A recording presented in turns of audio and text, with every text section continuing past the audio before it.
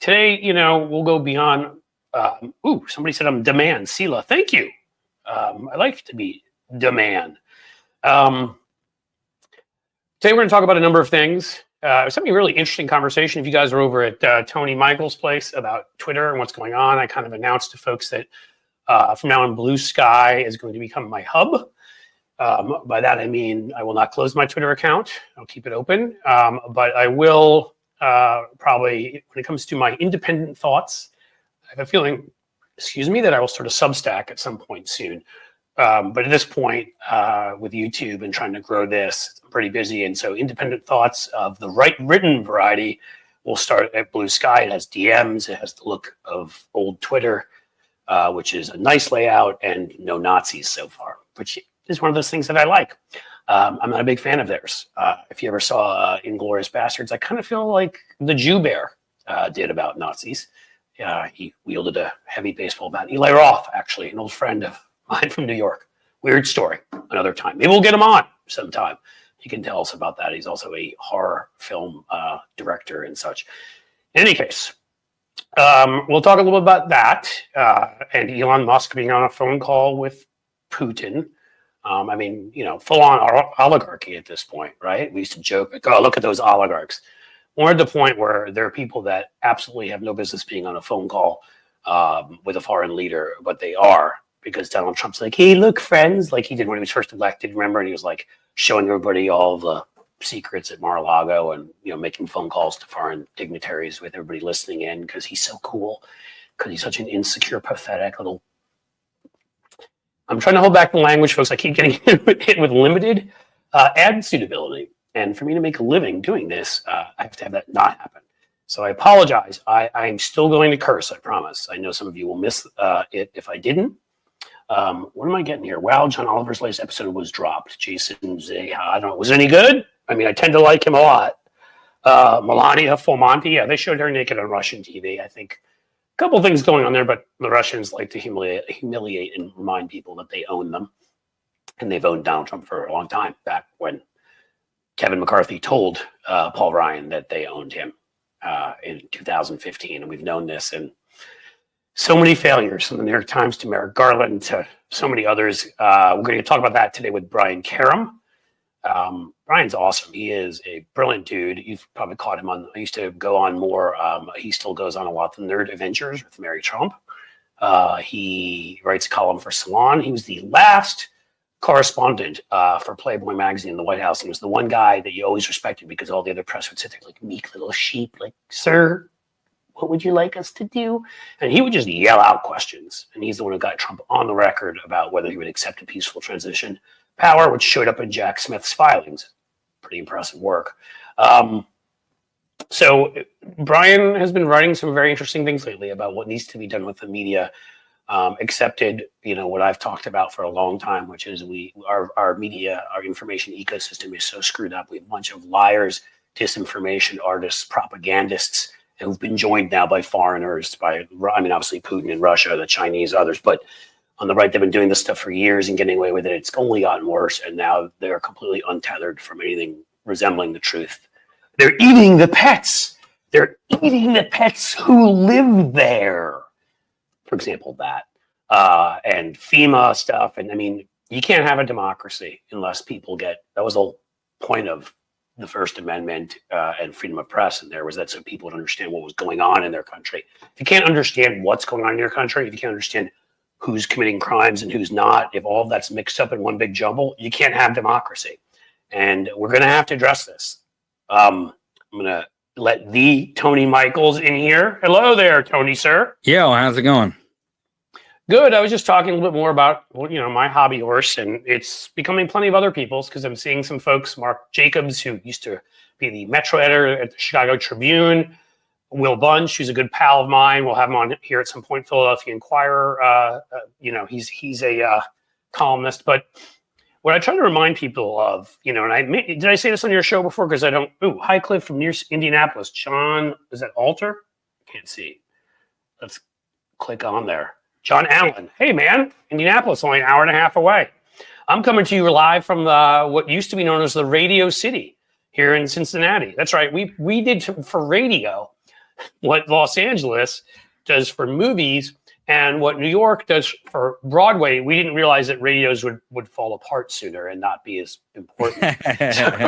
So there's a big mistake. But that's why a lot of early stars from the 1950s, I think I mentioned it maybe when I was on with Tony last time, Rosemary Clooney being one. They're from right across the river here. The Clooney family in Kentucky. You've probably heard of a different Clooney too. Some guy named George. And other stars like that actually had to come through Cincinnati. We had a Warner Brothers studio here and all that sort of fun stuff.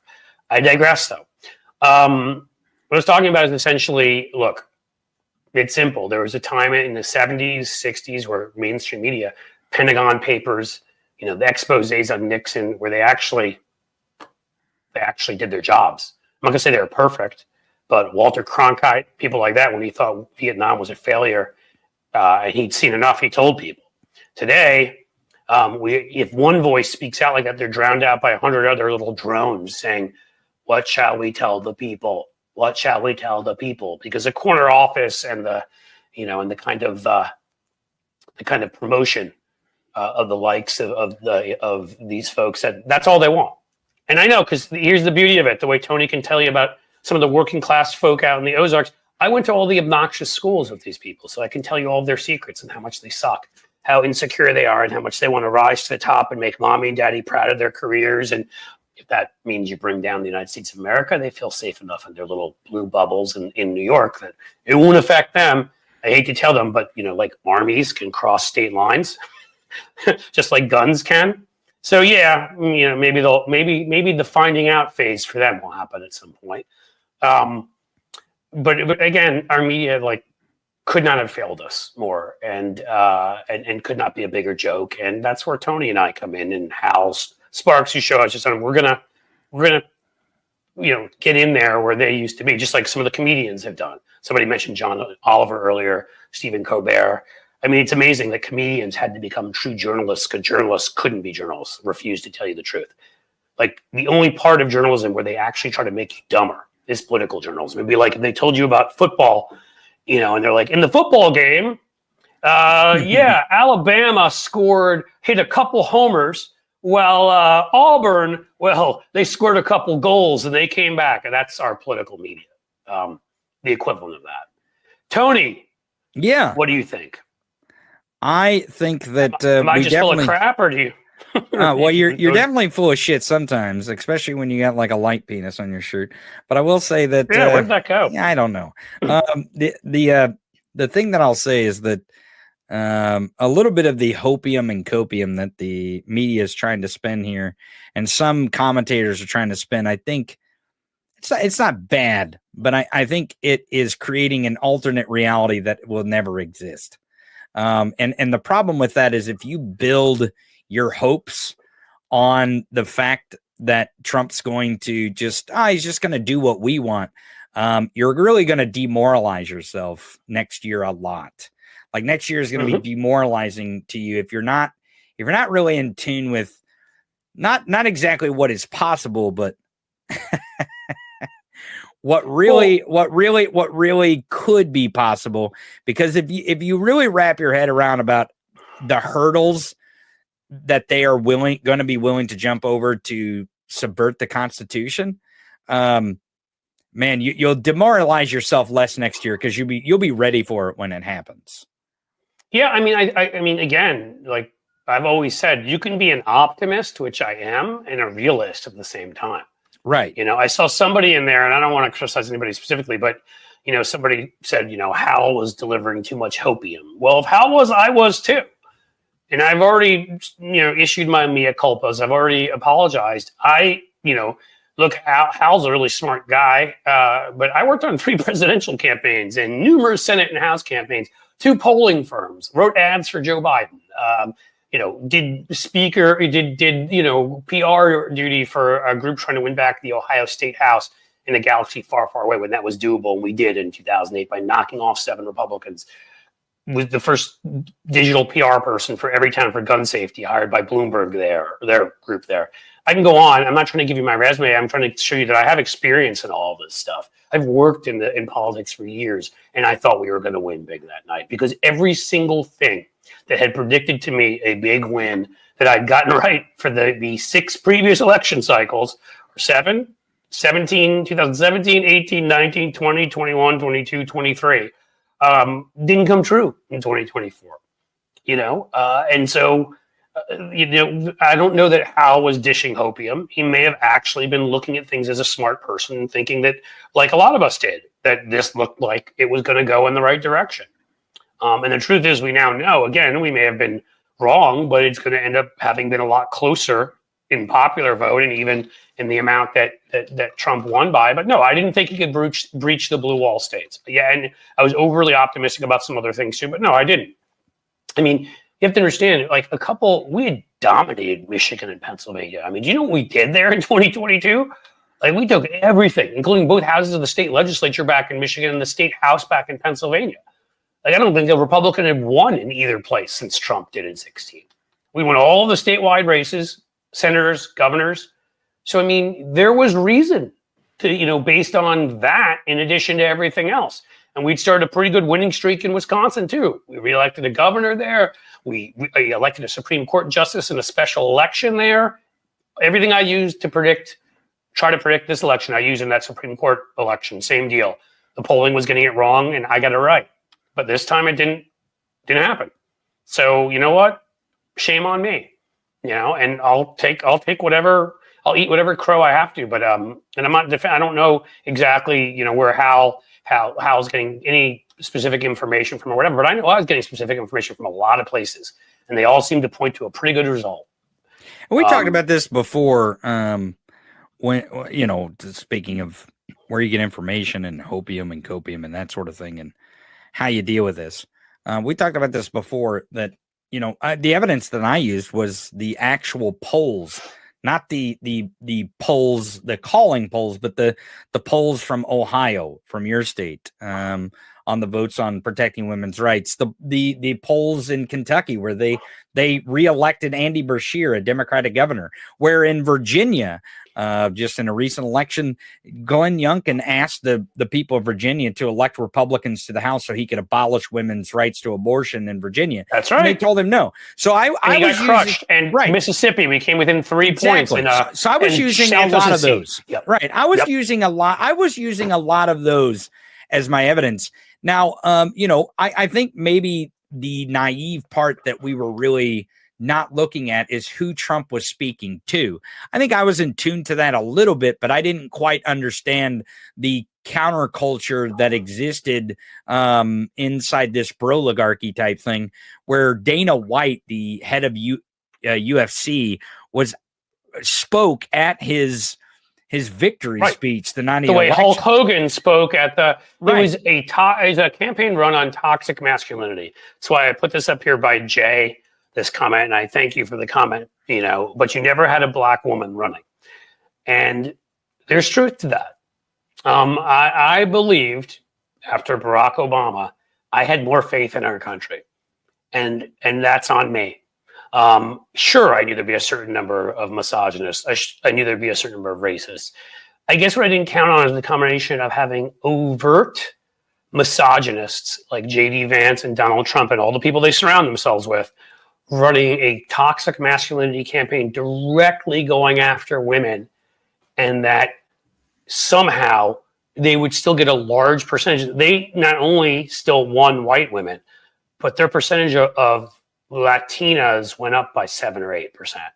And they crushed it among Hispanic men, won that demographic, for example. These were things where I believe that there's such misogyny, and I've had these broader sort of philosophical conversations, even with Tony here. I'm not going to get into it. Again, my views on evolution and things of that nature. But we are an insecure, in need of feeling strong, and in that way, weak species. And I will say there are a lot of men out there who aren't smart enough to see past the toxic masculine garbage that Trump was throwing. And he just, no, I knew they were making gains among Latino voters. I never thought he would win Latinos. I never thought that could happen, and he could win, men in that demographic.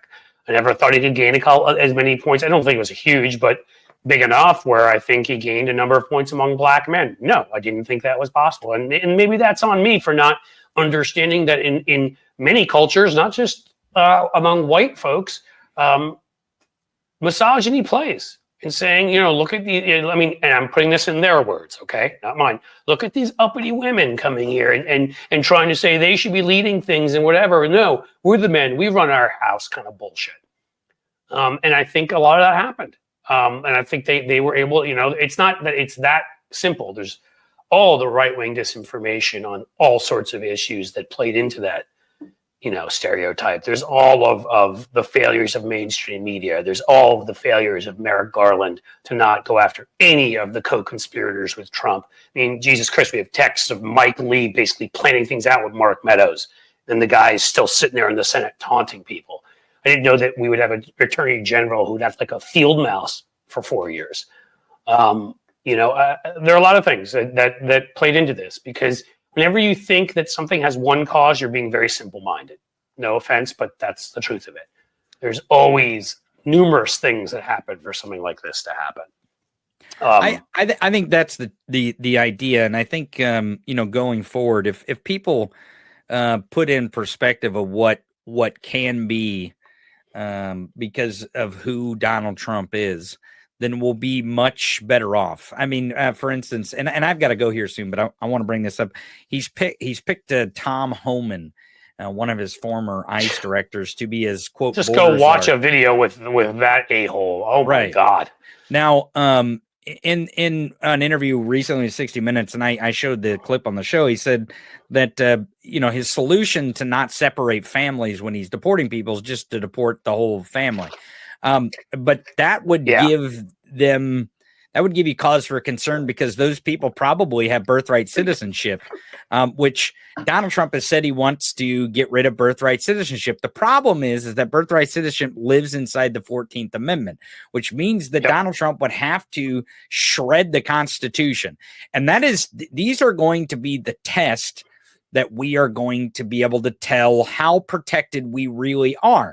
But be prepared that Donald Trump is certainly going to say, fuck the amendment, fuck the 14th Amendment. And if he's willing to say fuck the 14th part of the 14th Amendment, why wouldn't he upend the entire thing? Why would we need to say the 25th Amendment's gone, the 19th Amendment's gone, any amendments I don't like, they're all gone. If he does that, and then the courts, including his Supreme Court, which we might as well call it, are not willing to stand up to him on that, then which I don't. Right, but what if they them, make a decision to stand up to him, and he just says, "I don't give a shit." I mean, yeah. Well, then the next level is those that would implement the orders. Right? Are there enough generals in various positions who are just going to say no?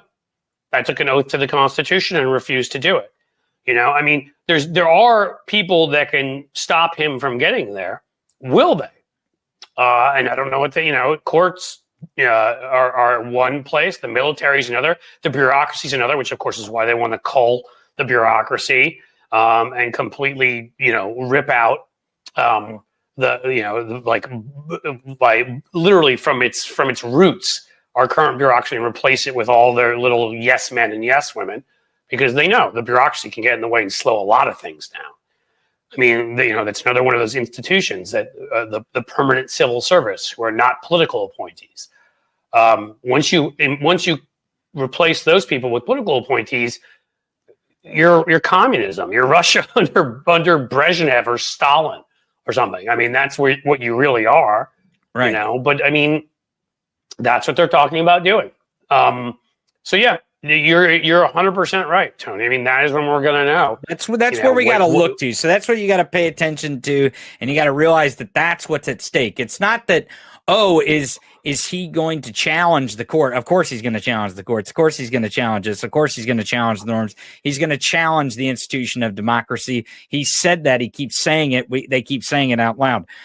Cliff, I can't wait to rewatch. I'm not going to be able to watch it live, but I can't wait to watch your conversation with Brian when I found out that you're going to. And you know why you're going to be able to watch it? Why is that? Because as part of the new, we want everyone to be able to see as much of our content as possible plan, we rebroadcast, folks. So I think this one will rebroadcast at 9 p.m. tonight. Don't leave. That's not a no permission structure. But to other folks, I'm not giving you permission to leave. Please don't. please. I'm serious. But and then we'll also play it the next morning, because I know there are folks that maybe missed something. They want to catch something else. And go in there, and there's some other folks that aren't free at this time, work and stuff. So I want to give people the opportunity. But yes, hopefully it will be a really good conversation, because Brian is a really smart guy. And what I like about Brian too, like you and me, is Brian talks a lot. So I can just sort of just hang here and just toss it to Brian and let him. That's great. Let him go to town. Let him go to town. Well, that's great. Well, I can't wait to see it. Cliff and audience, thank you for having me for just a few minutes to give my insight on a few things. I'm going to go take a leaky. Is what I'm going to do. Okay. Well, we don't get even a few minutes of the Polish, Ozarkian kind of side of things in here. I feel like we're missing an important perspective. Well, that's great. I'm gonna go drain. I'm gonna go drain the radiator now, and that way you get. That's the Ozarkian way to say I got to take a piss. Is I got to go drain the radiator. So I'm gonna go drain my radiator. Cliff, audience, great to see you guys. Take care, bud. And that was the Tony Michaels, everybody, which I'm sure you know.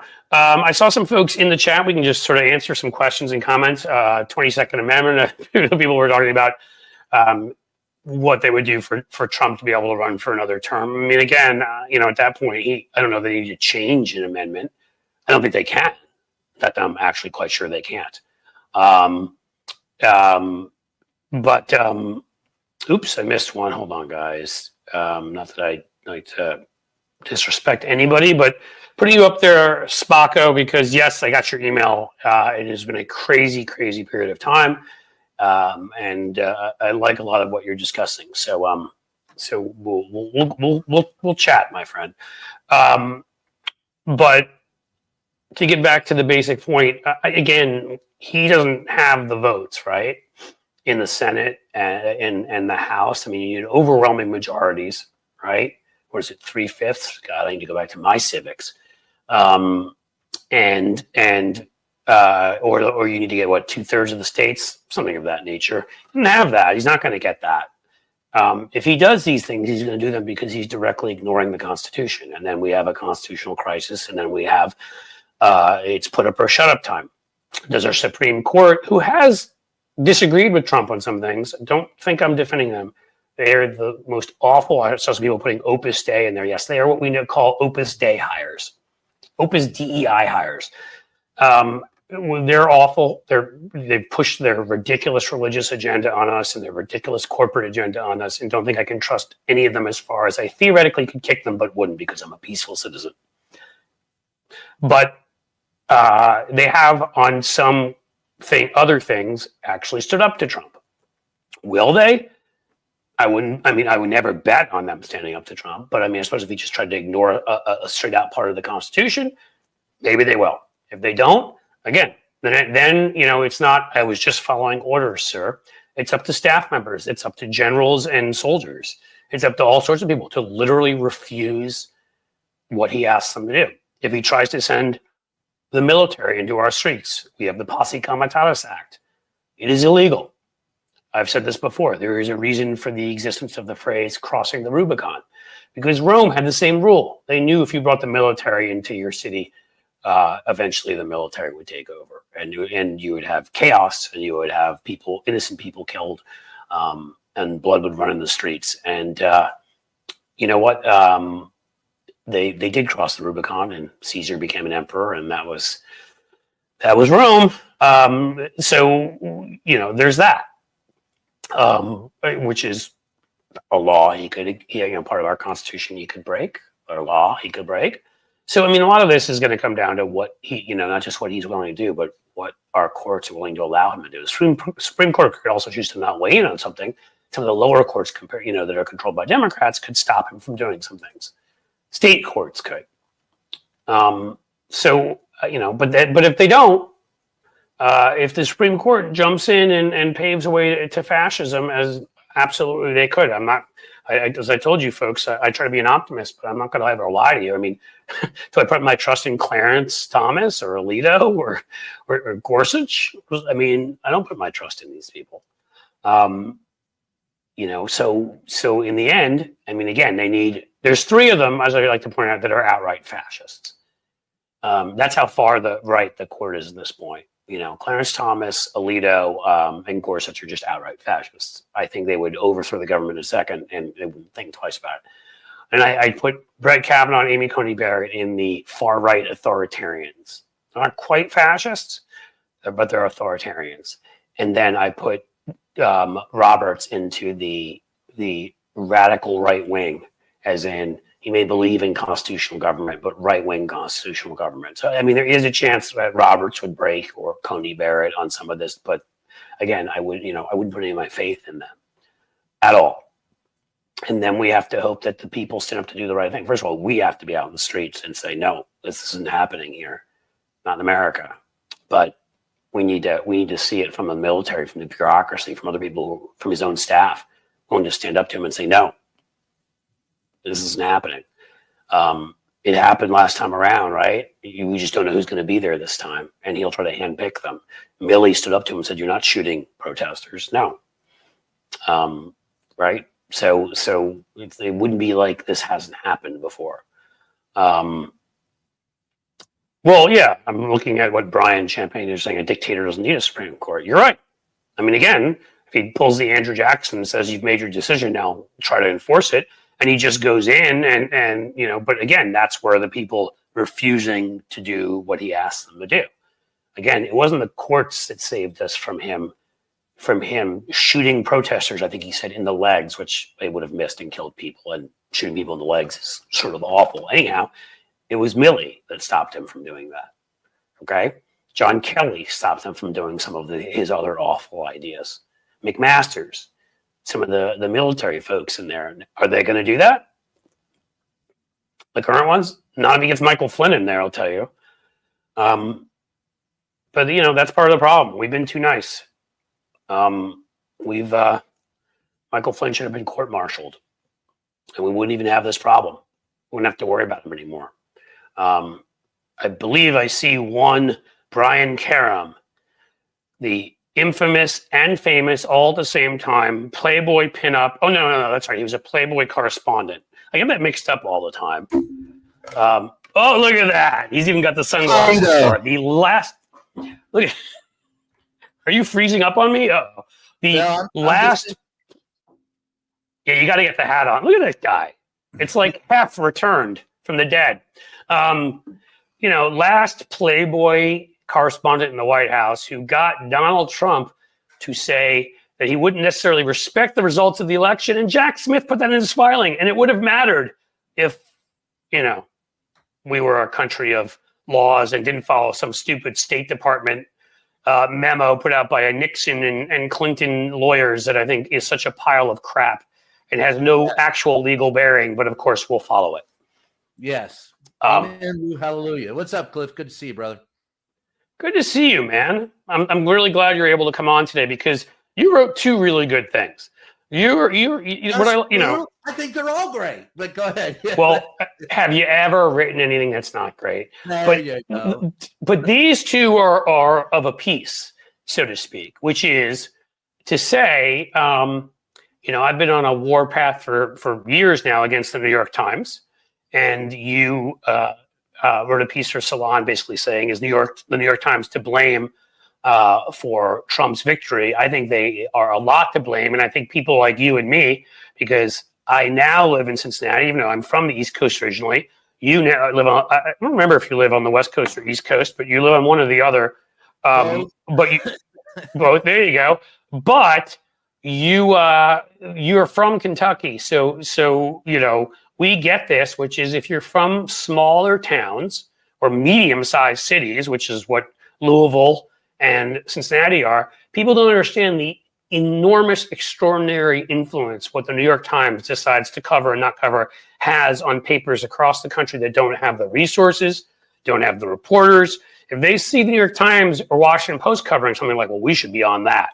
That's one effect. But why don't we talk a little bit more about what your thoughts on the New York Times, and then the other one you wrote on Twitter, and that was music to my ears because I've been speaking out on forever on how the United Kingdom does things, Canada, Germany, that there can be. We had some limits on political speech. We've decided never to enforce them.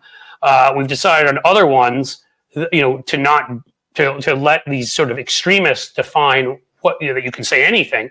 And the truth is we know if you don't have information, you talked about the fairness doctrine disappearing and other things. If people don't get the truth, and there is one singular truth, if they don't get the truth about things, they can't vote then knowing the truth. And therefore, we're going to get elections like this where all sorts of people will vote for somebody and then afterwards tell you they didn't even know a lot of things about them. So I want you start with whichever one you want to start with. I'll start with the last one first, and before I get to the New York Times, the Washington Post, and the other purveyors of prognostication. I don't know if there's one truth. I know there's one set of facts. We have to argue from the facts.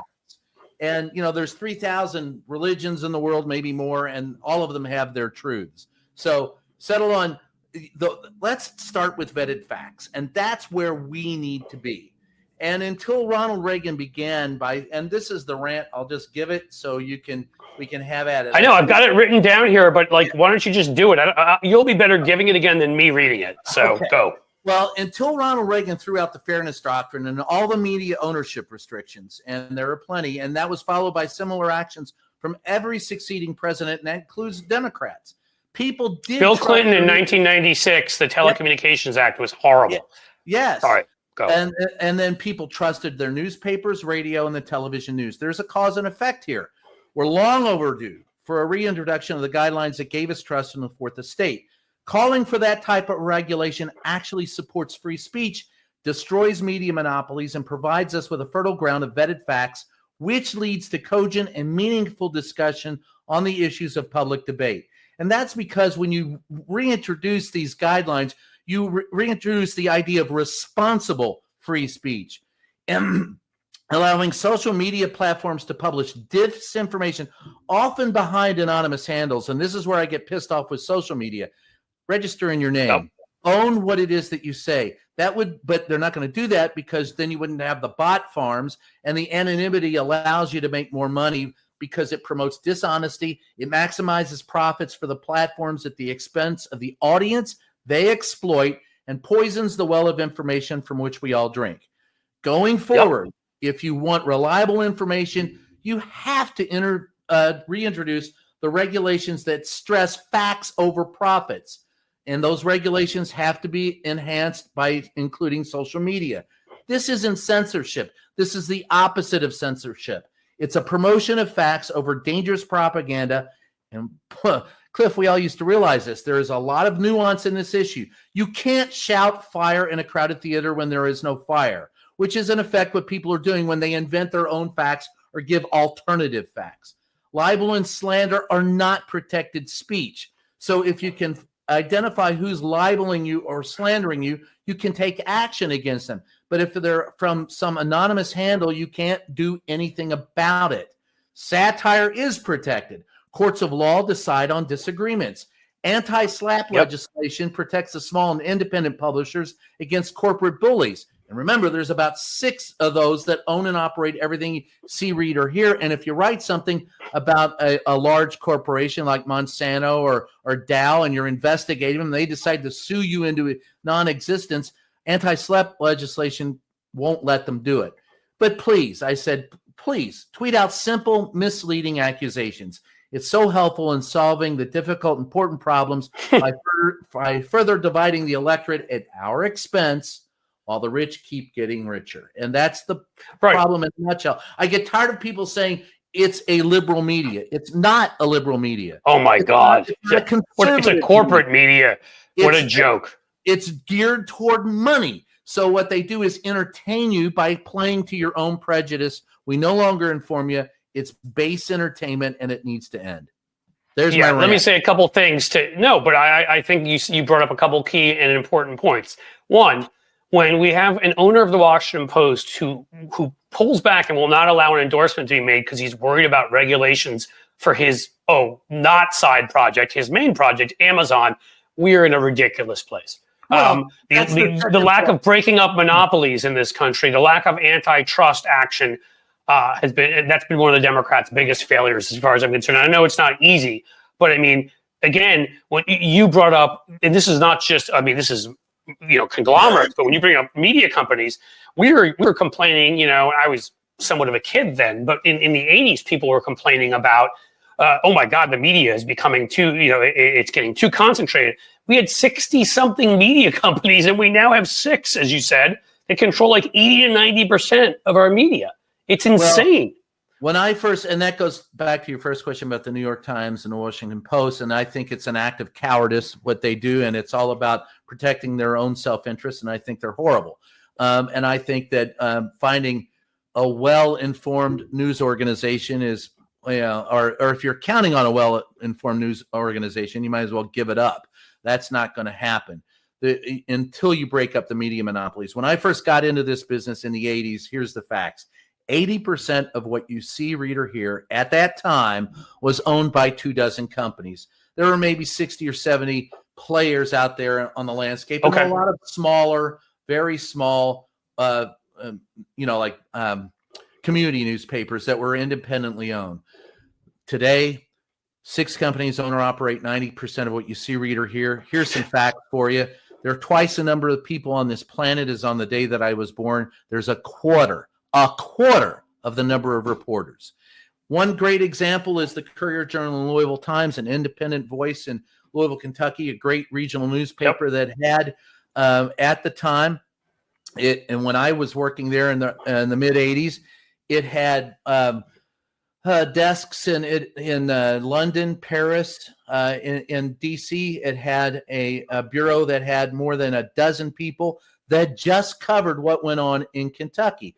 Covered all of the 2 senators, covered all of its congressmen, covered the judiciary, covered the executive branch. They had about a dozen, maybe 3 or 4 full-time, but up to 8 different part-time reporters covering the state legislature. They got bought out by Gannett. They are now today, instead of a newspaper that plays to 250,000 people, which was their subscribers, they have about 20,000 subscribers. They are a shopper. They have closed all their bureaus.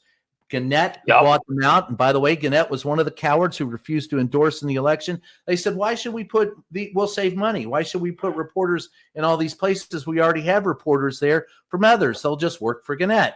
So you have shrunk the number of reporters. You've reduced the reporting staff and the management staff and editorial to people who don't have the experience that they used to have. They're coming right out of college. They're going straight into the White House. They don't know shit. And then they're being thought of as they're part of the in crowd and that what they say matters, and it doesn't. So all of this has contributed to the demise of media. And the problem is that there's nothing to replace it. I wrote a book. It's called Free the Press. Read it. There's my plug. Unasked for, shameless plug. Read it. I want you to tell people where to find various works of yours. That's why we got you here. Wherever fine books are sold, including Amazon, that fucker Jeff Bezos. So anyway, maybe I'm part of the problem. I want you to buy into it. But you can't make Amazon not carry your book. You don't have to. Yeah. I remember when my book came out on McCain, I would always send people to independent bookstores if I could. But when I couldn't, what could I do? We can't.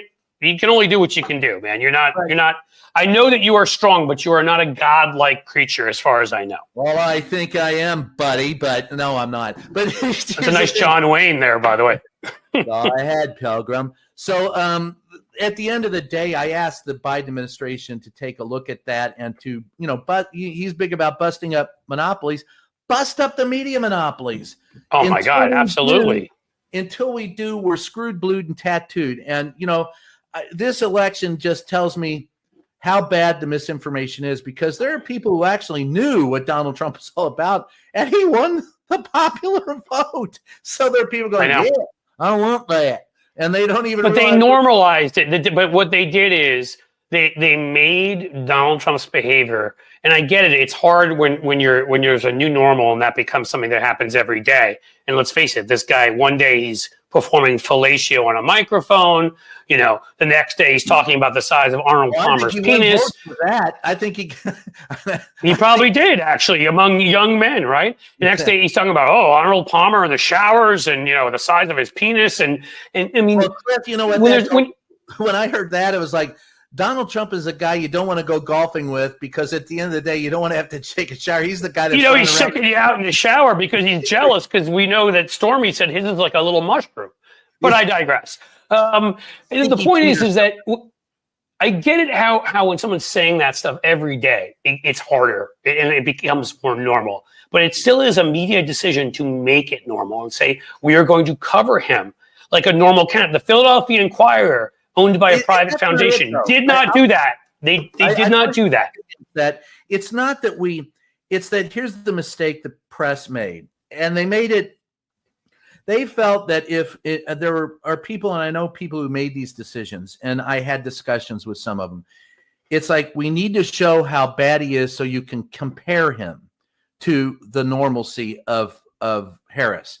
The problem was, what they didn't understand is that by the repetition of that particular message, that it made for the made it normal. What it did, yes, it gave people pause to think that, well, you know, when you compare the two, shit, if they're just mentioned, he must be okay, and so we vote for Donnie, and that's the problem that we have in the press, and that is exacerbated by the fact that our decision makers in the press are by people who do not have the gravitas that we used to have in the press. For example, oh my God, Sulzberger is like a nepo baby of a nepo baby. Nobody in that family's done anything since 3 generations ago. When I first walked into the press office in 1984 or 85, Helen Thomas was one of the first. Well, she was the first person I met, and Helen said, I got to meet her once, and she was incredible. She said, listen, Brian, just ask the question. Doesn't matter what the answer is. Doesn't matter what the question is.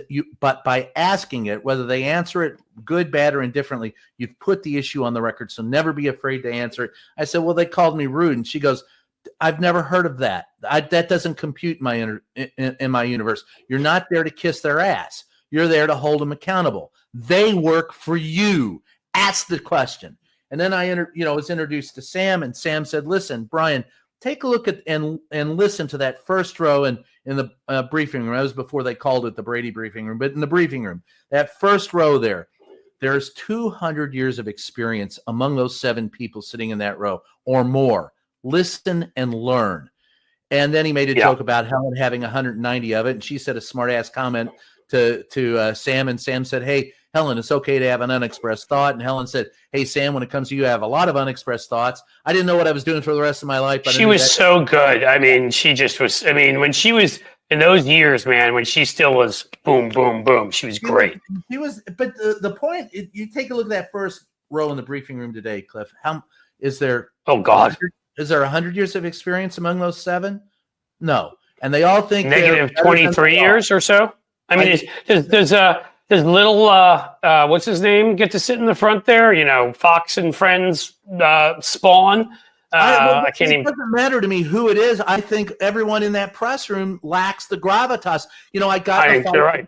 Well, I was in the East Room one day when Biden was going by, and I asked him a question, and this pool reporter tried to come in and run over me, so I just ran over her, and Biden started to answer me. And then she tried to butt in, and then she goes, hey, I'm in the pool. And I said, that's why you ought to shut up, because you ask stupid questions. And Biden just sat there and smiled and did this. He looks at me and goes, and then, and that's the problem. They think they're more important than they are, and they suck. Every single one of them. You ought to be. Yeah, but it's also, see, you're a classic example, and sadly, you're like one of the last probably of a dying breed. I mean, please don't die. Well, at least while you're on here. I mean, we actually might be good for ratings. So I'm kidding. We love you, Brian. Another show. Just donate to save the Brian Karem Fund. Give early. No, I've seen your cute grandkids. You can't go dying yet. You got to give them some time. Okay. I'm yeah. No, what I mean is like, you know, and I'm not just saying this, man. I look at you, I listen to you.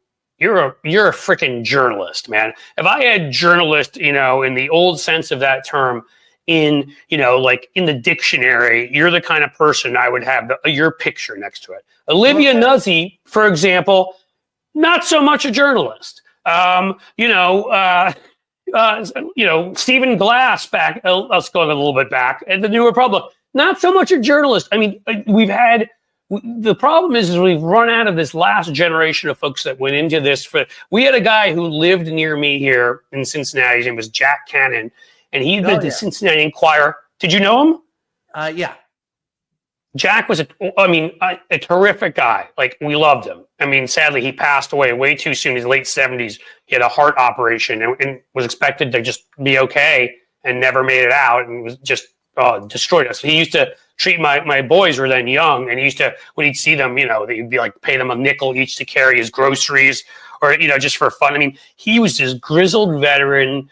He'd been in the Cincinnati Enquirer, what you're talking about, when they had a bureau in like Middletown and a bureau in, like, they had bureaus everywhere, right? Like, and he was in all those bureaus. He also went abroad for them. I think he'd been in London, you know, for them and whatever. I mean, he was the real deal in the way you're the real deal. The problem is that, again, because all they've become is profit centers, it doesn't matter anymore about getting people the truth.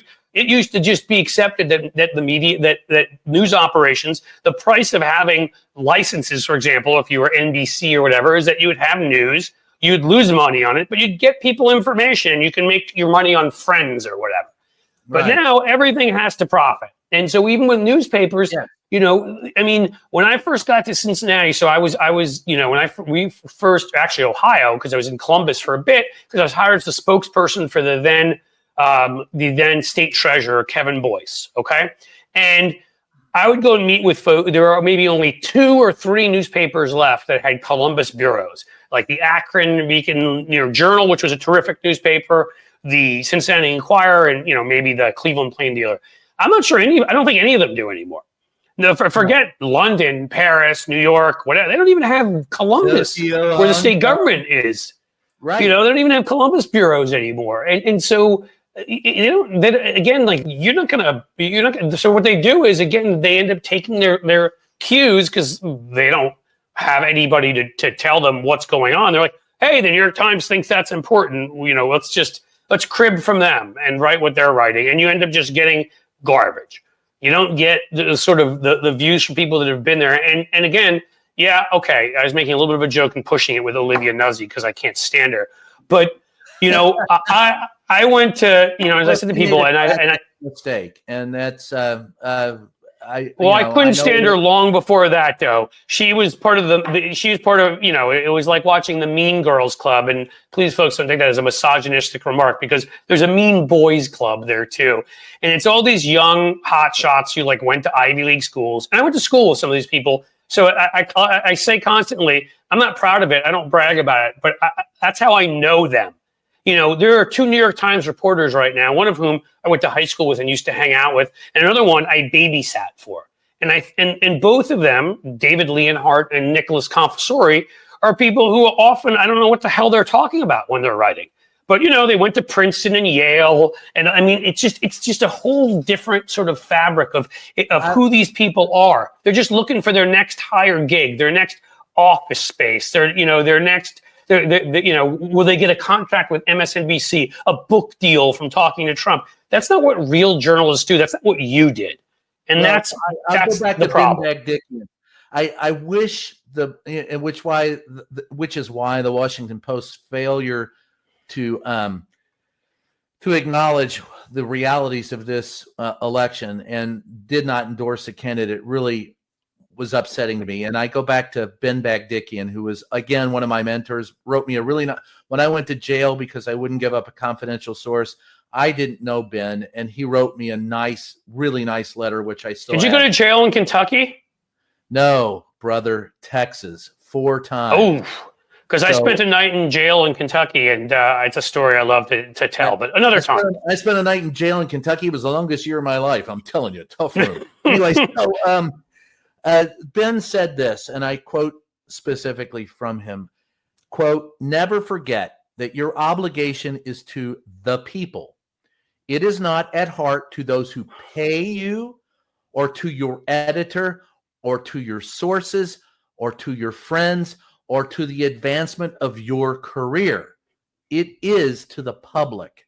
Man, that brings goosebumps to me even as I say it. Me too.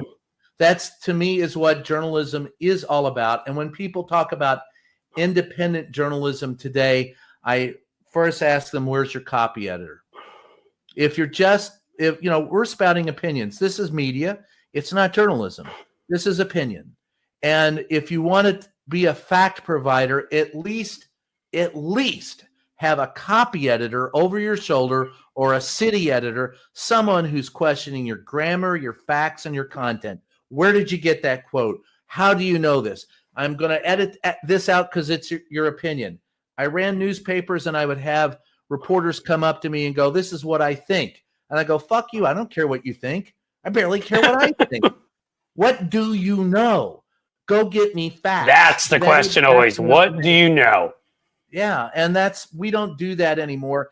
And some of the new journalists listen, like even I have to say, I don't mean to cut you off, but like I have always been, when I've written, I've always been an opinion writer. Okay, I never was a real journalist as you were. All right, I wrote an opinion, and even in that realm, I saw the change in guard over a number of different cycles to where, honestly, what I wrote was basically no longer edited. Nobody fact checked. Nobody cared. I could have made up that I was like the new king of Scotland, and they would have left it in there. I wrote columns for UPI, the service, obviously. I wrote, that was my first column ever, was for them, but then the Reverend Sung Young Moon took over, and it became a less desirable place to be, and more propagandish. I wrote for Kegel cartoons, and they allowed me to have a syndicated column and then I wrote for The Guardian and The Daily Beast. And there are some terrific people along the way, terrific editors. I had Noah Shackman, who actually, again, I went to high school with him. He's one of the good ones who came out and did right by the profession, and he ended up at Rolling Stone and all of that. He was one of my editors at the Daily Beast. Mike Tomasky, another terrific writer as far as I'm concerned, but I can't say that about everywhere I was. There were people who just didn't edit and didn't care, and they wouldn't bother. There was the fact checking got less and less.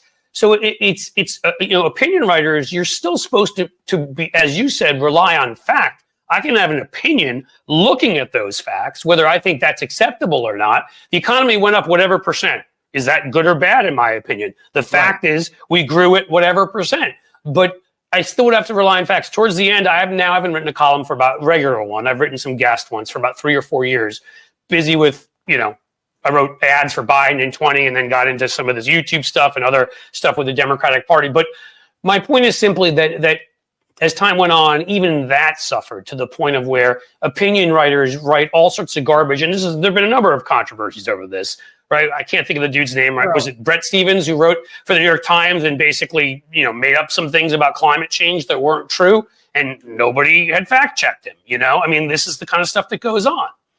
The biggest problem we have in what's going on today is simply a lack of gravitas and a lack of understanding of what it is that we do. And we don't have anybody. There's no checks and balances built in because we're so small. The constriction in this industry has created an environment where we're just producing entertainment instead of facts. And that's until Cliff, everything you're talking about, all of that, the roots of all of that. Well, Sinclair that was allowed because of Ronald Reagan. Do you know why I put that up there, Brian? Because the only time I've ever been paid regularly as a pontificator, if you will, on TV was the 2004 election, Kerry, versus Bush, where Sinclair, still in Washington, paid me to be the liberal. They didn't even hide it. Cliff, you're the liberal analyst. So it was me against whoever the host was.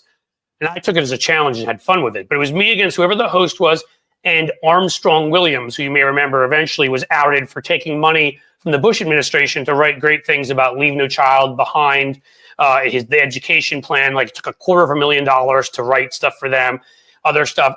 I mean, he, worked with the Smith brothers at Sinclair. They sent a limo to get him on election night. I swear I drove my old beat up Subaru there.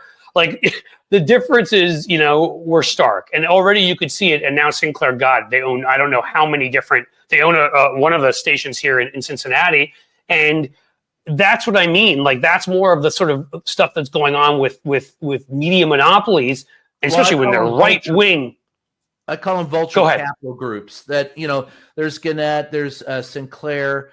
Gannett owns television and newspapers. Then the Alden Group, which owns a couple hundred newspapers. There were limits on this. Every place I've ever worked at has been bought out or closed, and the staffs have been skeletonized. And one of the reasons why I got particularly upset with Jeff Bezos' editorial about why he didn't endorse it, he said something to the effect that, no one in Pennsylvania is going to decide who to vote for based on what we write. Well, you've just told me how irrelevant you are then, because when done correctly, endorsements are key. Now, the Courier-Journal would endorse, and here's how they would do it. And even people who hated them, and they endorsed both people, Republicans and Democrats, but they did it because they brought you in front of an editorial board. They interviewed you. They did opposition research on you, and then they vetted you. And so even if you hated the Courier-Journal, if you got endorsed by them, you put that in your political advertisements. Because I always thought they, as somebody who met my wife working against Mitch McConnell in Kentucky in 2002, which is how one of the ways I ended up living in Cincinnati. We went back to DC for a while and then ended up here because family here and what have you. I mean, I was back then very impressed by both the Courier. I mean, Kentucky had two terrific papers, in the Herald Leader and yeah. But when they sold to Gannett in the 80s, it's no coincidence that the rise of Mitch McConnell occurs after the sale of the Courier to Gannett, because they ceased doing that. Now you're worried about your business interests, and you're no longer just worried about being a journalist. Yeah. Were you at either of those papers? I was at the Courier-Journal in 84 and 85. All right, we're gonna have to have a conversation off air because a family member was very high up there, but not the kind of thing I'm going to expose out here and get them in any trouble for being related to me. That could be a bad thing. Well, yeah, I once showed my nipple on here, and some folks encouraged me to do an OnlyFans, and so I thought, hey, I work out, if that could be part of another revenue-generating opportunity, then it's even easier for. In all seriousness, though, like even this market, we had the Cincinnati Post that shut down, right? Like the Cincinnati Enquirer ends up being what's left. They've now become literally like a pamphlet. I mean. Again, like it has to be nonprofits.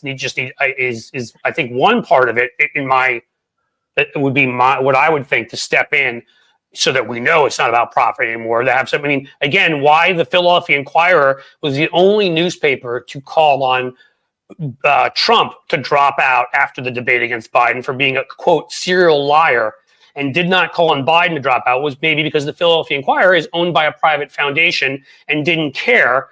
They're not a corporate entity that gives a crap about that. So to me, they became I told everybody, unsubscribe from the Post and the New York Times, subscribe to the Philadelphia Inquirer. They are the most reliable. If you're going to subscribe to mainstream media, they became the most reliable. And then I was incredibly impressed. You may have seen it, Brian.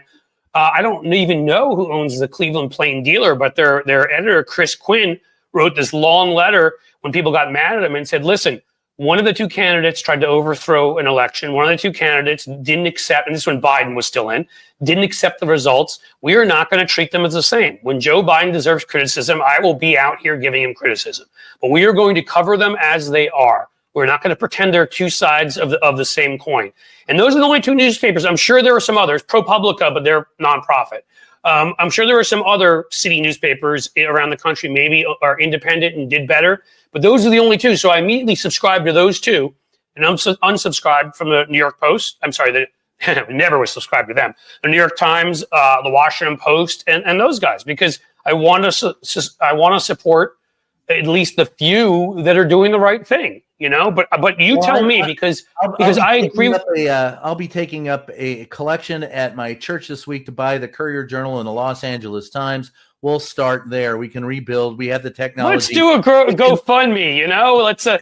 Okay, so in series, if I had known that the Times was that cheap or the Courier I could get that cheap, I'd have saved a long time ago, because you've got to build up. And it's got to be from the community newspapers. It's got to be. And listen, if you're a newspaper today, folks, welcome to reality. You're just not a newspaper. You're an online streaming service. You're a podcast. You're a television station. You're a radio station. Give it up. You publish. You are a media entity which publishes on multiple platforms. And if you do your job right as a newspaper, it enhances. That's how you can make. That's how you can make revenue. Yeah. The written word is still king. And here's the reason why. I can walk into a court of law and I can hold up this newspaper clipping from 30 years ago, still says the same thing, still has the same sources, it is etched in paper or in stone. I can go to the internet and hack anything. And in a court of law, finite rules. So the finite edition of a newspaper. I've seen 1850. I've got copies of newspapers that are now history from 1850. Oh my God! When you look back at those, yeah. So I have to ask if you can throw it in there. I like to see what folks. Regina Gavin, who you say our local newspaper died. I'm interested which one that is. If you want to throw that in the comments, it's happened to so many newspapers. There are huge SWAT. There are 45% of the counties in this country do not have a local media source. Do not have it. They've died on the vine. Well, New Orleans, right? Like at this point, they only have the Picayune Times on weekends, right? Like they stopped publishing during the week. The government has killed newspapers. It's the slap legend. For example, they took away, you used to have to publish in a newspaper public notice and service ads. Government's tried to get rid of them, saying, look, we can publish on our website. Folks, we have websites. The difference is that we are independent of the government and can hold them accountable. You cannot trust everything you see on a government website, because also it's a form of revenue that they kill you by stealing, I would assume. They view it as a cost-cutting measure. But the fact of the matter is, it doesn't cost them that much, except for the fact that it costs them the ability to dictate to you what it is that they're doing. Local, state, and federal governments have determined that it's better to keep goes back to George Carlin. Think of how stupid the average person is, and realize half of them are stupider than that. I swear I quoted that line last night. That's probably that's a top 5 George Carlin line that explains us. And they keep you in the dark so they can keep running away with the cash. And it's advantageous to them to do it. They've had 40 years of supply side economics that proves it. And if you don't get it, you're not going to get it.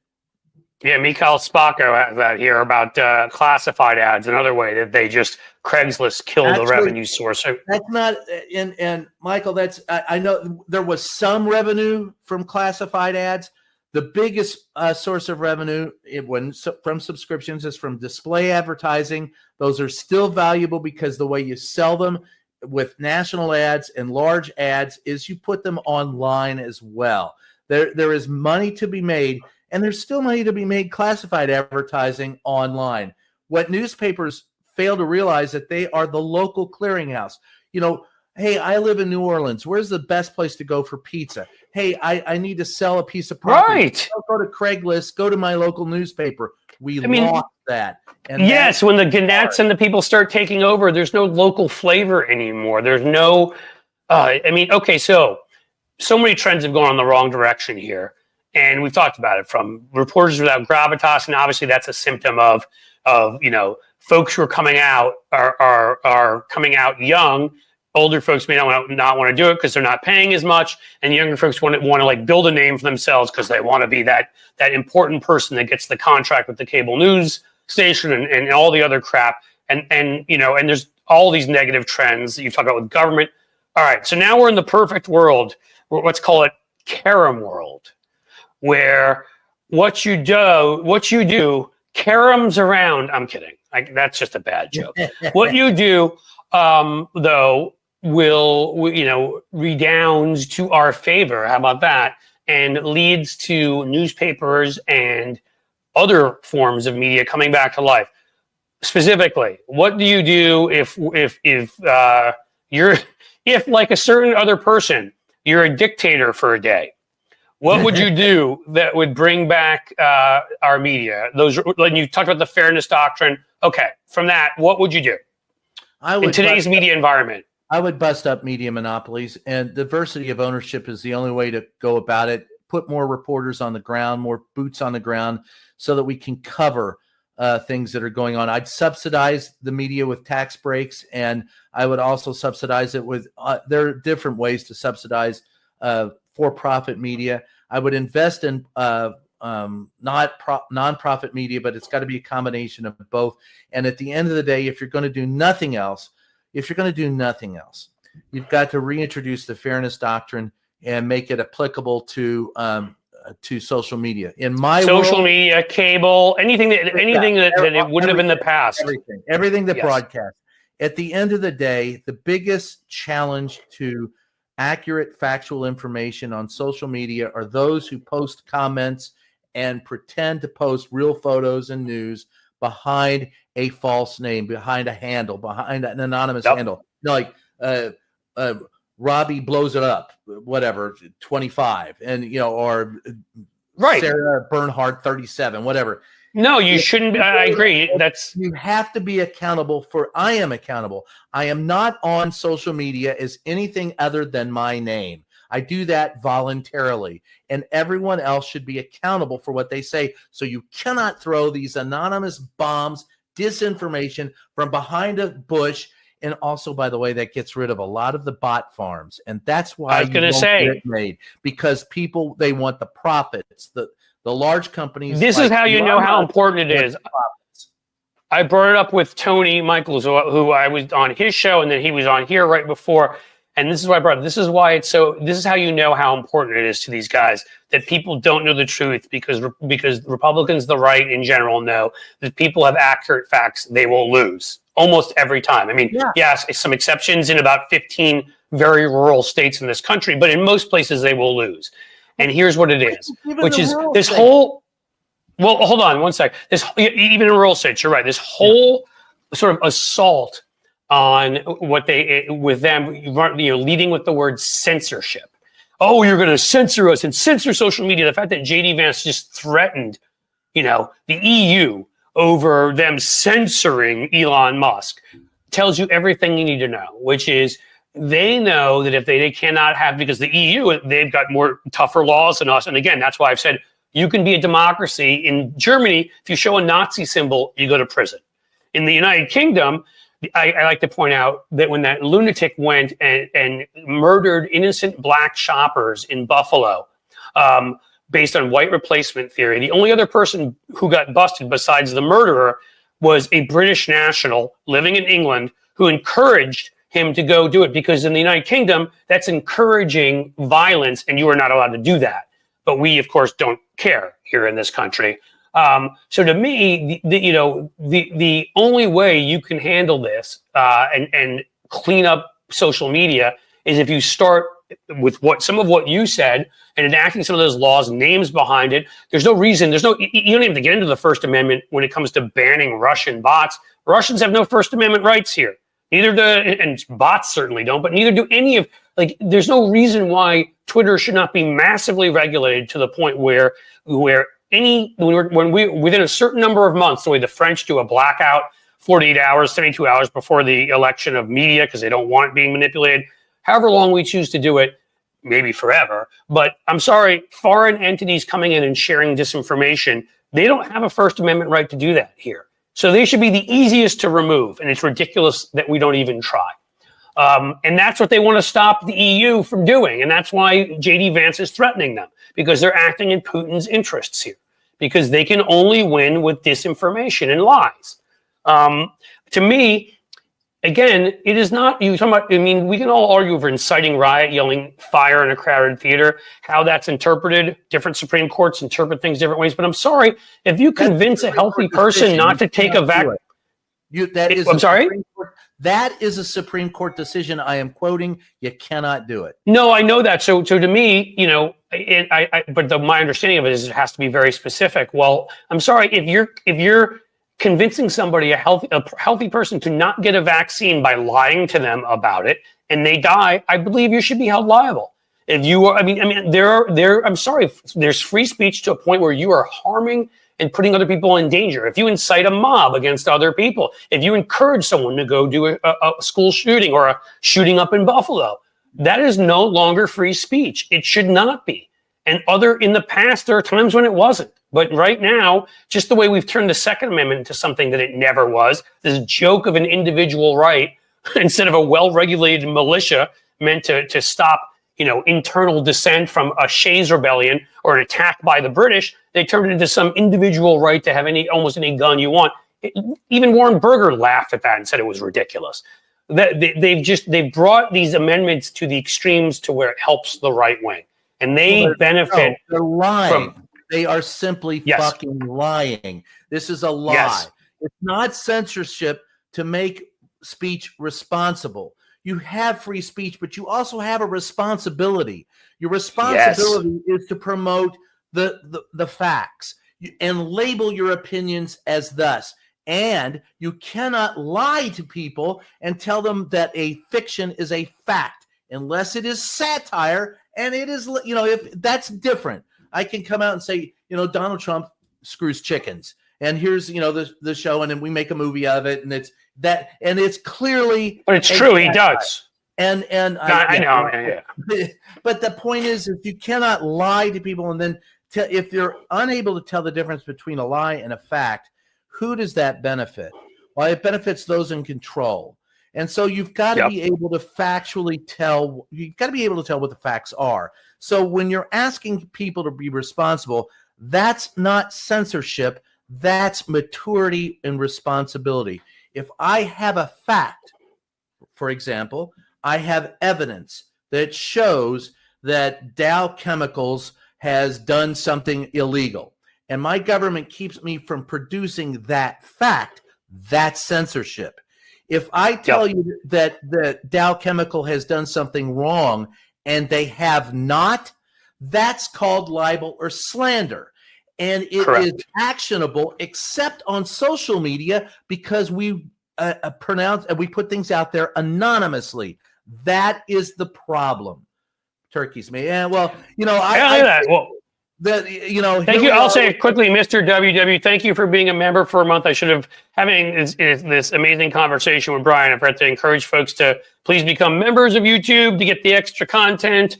Any shout outs are appreciated. Absolutely subscribe. In a little bit, I've held Brian here for a while, and I can talk to Brian forever, so I'm going to leave it a little bit up to him. But when he's gone, we're going to make sure to tell you everywhere you can find him, and then I'll answer a couple questions as I normally do, and we all ride on into the sunset, just like John Wayne. I don't do the impression as well. I can't do it. Shit. I can do a pretty good Southern accent if I want to, but I don't know if I want to get into that right now.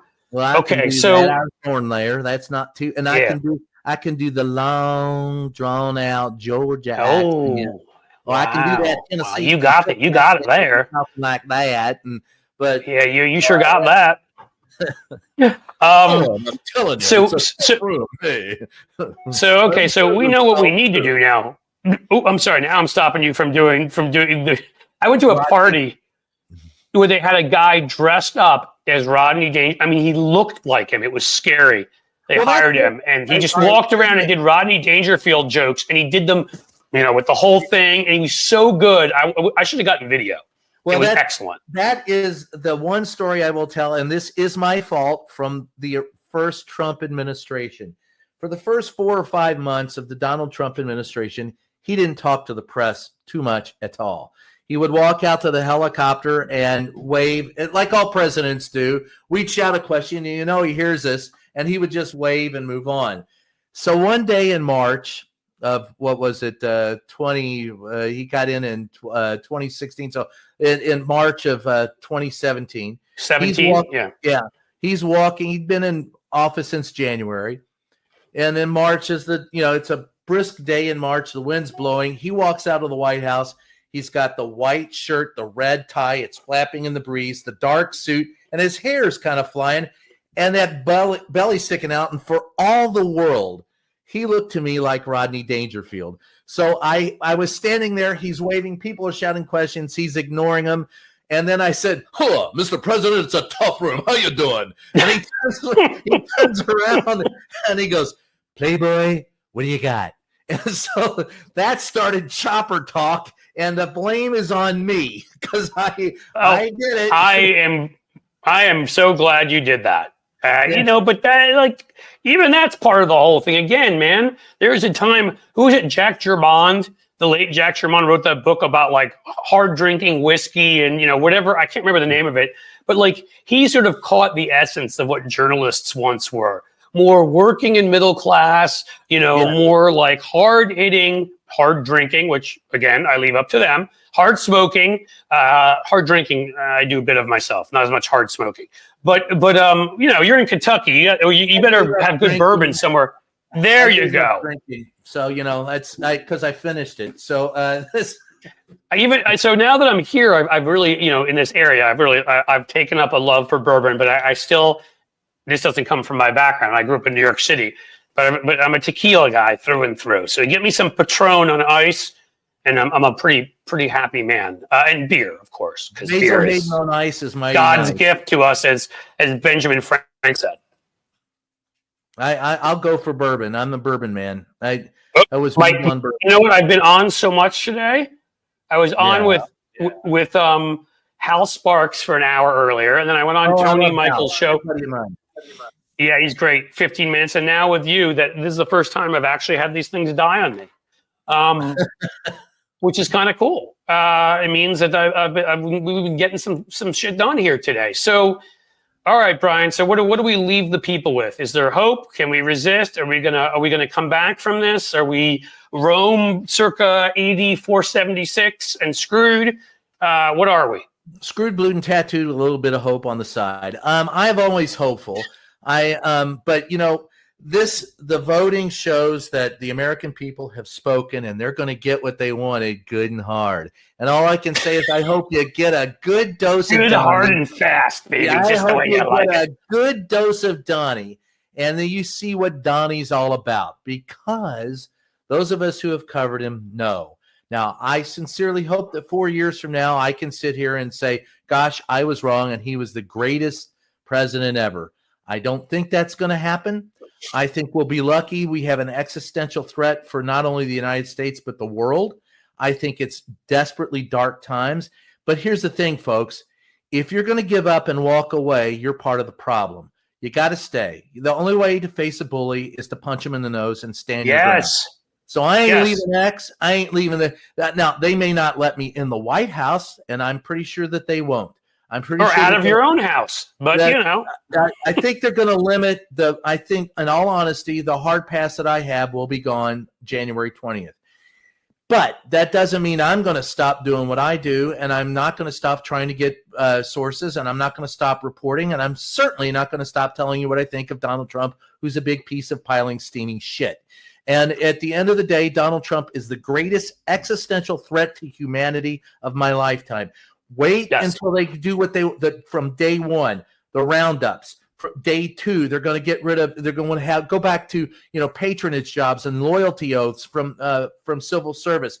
They're going to get rid of your Medicare. They're going to Project 2025, once enacted, is going to turn this country into a pariah. And folks, wake the fuck up. And Democrats, I don't care if I'm tired of hearing people blame Biden. I'm tired of hearing people blaming the Democratic Party. Get out and vote. You had a choice. We still don't in this country turn out 50% of the electorate. How in the hell? And you know what the sad thing about it all is? And I said this when we were on for the last show, or a few shows ago. So you know what? I can actually say I got one prediction right.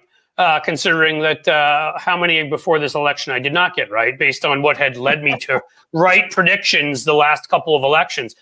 But when the media did their thing, which pissed me off to no end because they do, and came out and CNN and all these folks were like, "Oh, resounding win for Donald Trump," and I just was like, "You motherfuckers! You know what? You've got 18 million votes at that moment still left just in California. That's going to be a 60-40 Democratic proposition at least. You got votes left in Washington State, Oregon.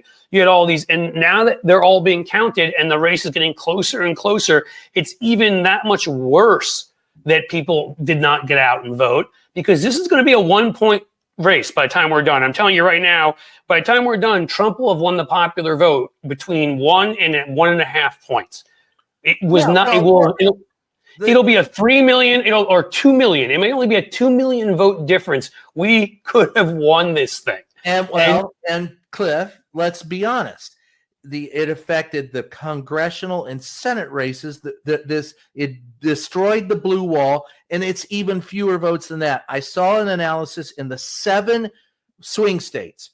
It's a difference of 275,000 votes in different. Yep. Yes. That's all it would have taken. So if you had to hold your nose and go vote for, and part of the problem is, look, he pulled up roughly the same numbers as he did last time, roughly. So where were the Democratic voters? Don't tell me that. That's what I'm saying. Don't give me the same garbage that the Trump people said that, was hacked and it was all that. You got to turn out the votes, man. You got to be there. You got to. I agree. Listen. There's the propaganda, right-wing media, which needs to be solved with an ample response from the left. Buffett, Bloomberg, all these people who claim to care about things like climate and women's health. We're waiting because no one paid. I'm at 93,000 subscribers. No one's giving me a cent. Well, no, you kind folks have given me shout outs and whatever, but nobody has written me a big check yet, and I don't expect one. And if I were on the right, I'd be like, I mean, come on, have you seen what? That's what you see how Charlie Kirk sounds? You see how Charlie Kirk sounds and looks? They gave him a lot of money. I mean, come on. So we need to do that. I picked the wrong way to stop drinking. There you go. Yeah, I'll have mine ready. Oh, I got some rum. Wait a minute. I've got to ask you, is that Nils Lofgren behind you? That picture? This? Yeah. We got Bruce. That's a great book on Bruce by Peter Ames Carlin. It kind of looked. Well, I couldn't see it at first, and it looks like. No, Niles is. I love Niles. I know him a little bit from Twitter, but we got stuff on beer. We got the art of war. We got Mickey Mantle. The important stuff is behind me. His brother Mike played with me on stage. The Lofgren brothers are great together, and they're from Maryland. And for those who don't know, Nils Lofgren got famous by playing a guitar on a trampoline in suburban Maryland, and that's how he, and then he went on to fame and fortune, but they're a lot of fun, and I couldn't. Oh yeah, awesome! He and his wife Amy are really not. I've talked to them; they're incredibly nice people too, like just humble, nice people. Yeah, So folks who rock and roll, so I'm with them, Well, there you go. So folks who've asked, they're like, and I put this up here. Ask Brian to come back as much as possible. Of course, I will. Great guest. So what I'm thinking of doing at this point is. There's I'm a writer. There's a little alliteration here, but I think we may I'm doing 4 of these a week. We may do a Media Monday where I have somebody on who's a brilliant media type like Brian. There aren't any days of the week that start with R that work out for me. So, because I could just do rock and roll Thursday if I want. But that's the other thing is I'm lucky enough to know a few terrific folks like Niles out there, like Serge Tankian of System of a Down, who I worked with. He's Armenian American on a number of projects. And some other people I really like. Jim Williams, thank you so much for the $20 super chat. I really appreciate it, seriously. And so it may have a series of things that I call people cooler than me. And it'll be some rock stars, some great media folks, some great, a few people I've met in the acting profession, a guy named Mark Hamill, who I'm sure you guys know from Twitter, who I got to know through some work I did on gun safety because he is passionate about it. Mike McKeon, another great guy I'd love to have on. A few of those types of folks. So we're gonna keep. I want to have interesting people on here that you're familiar with, you've heard of, you've seen their work, that they're top notch, and obviously they believe in good things. What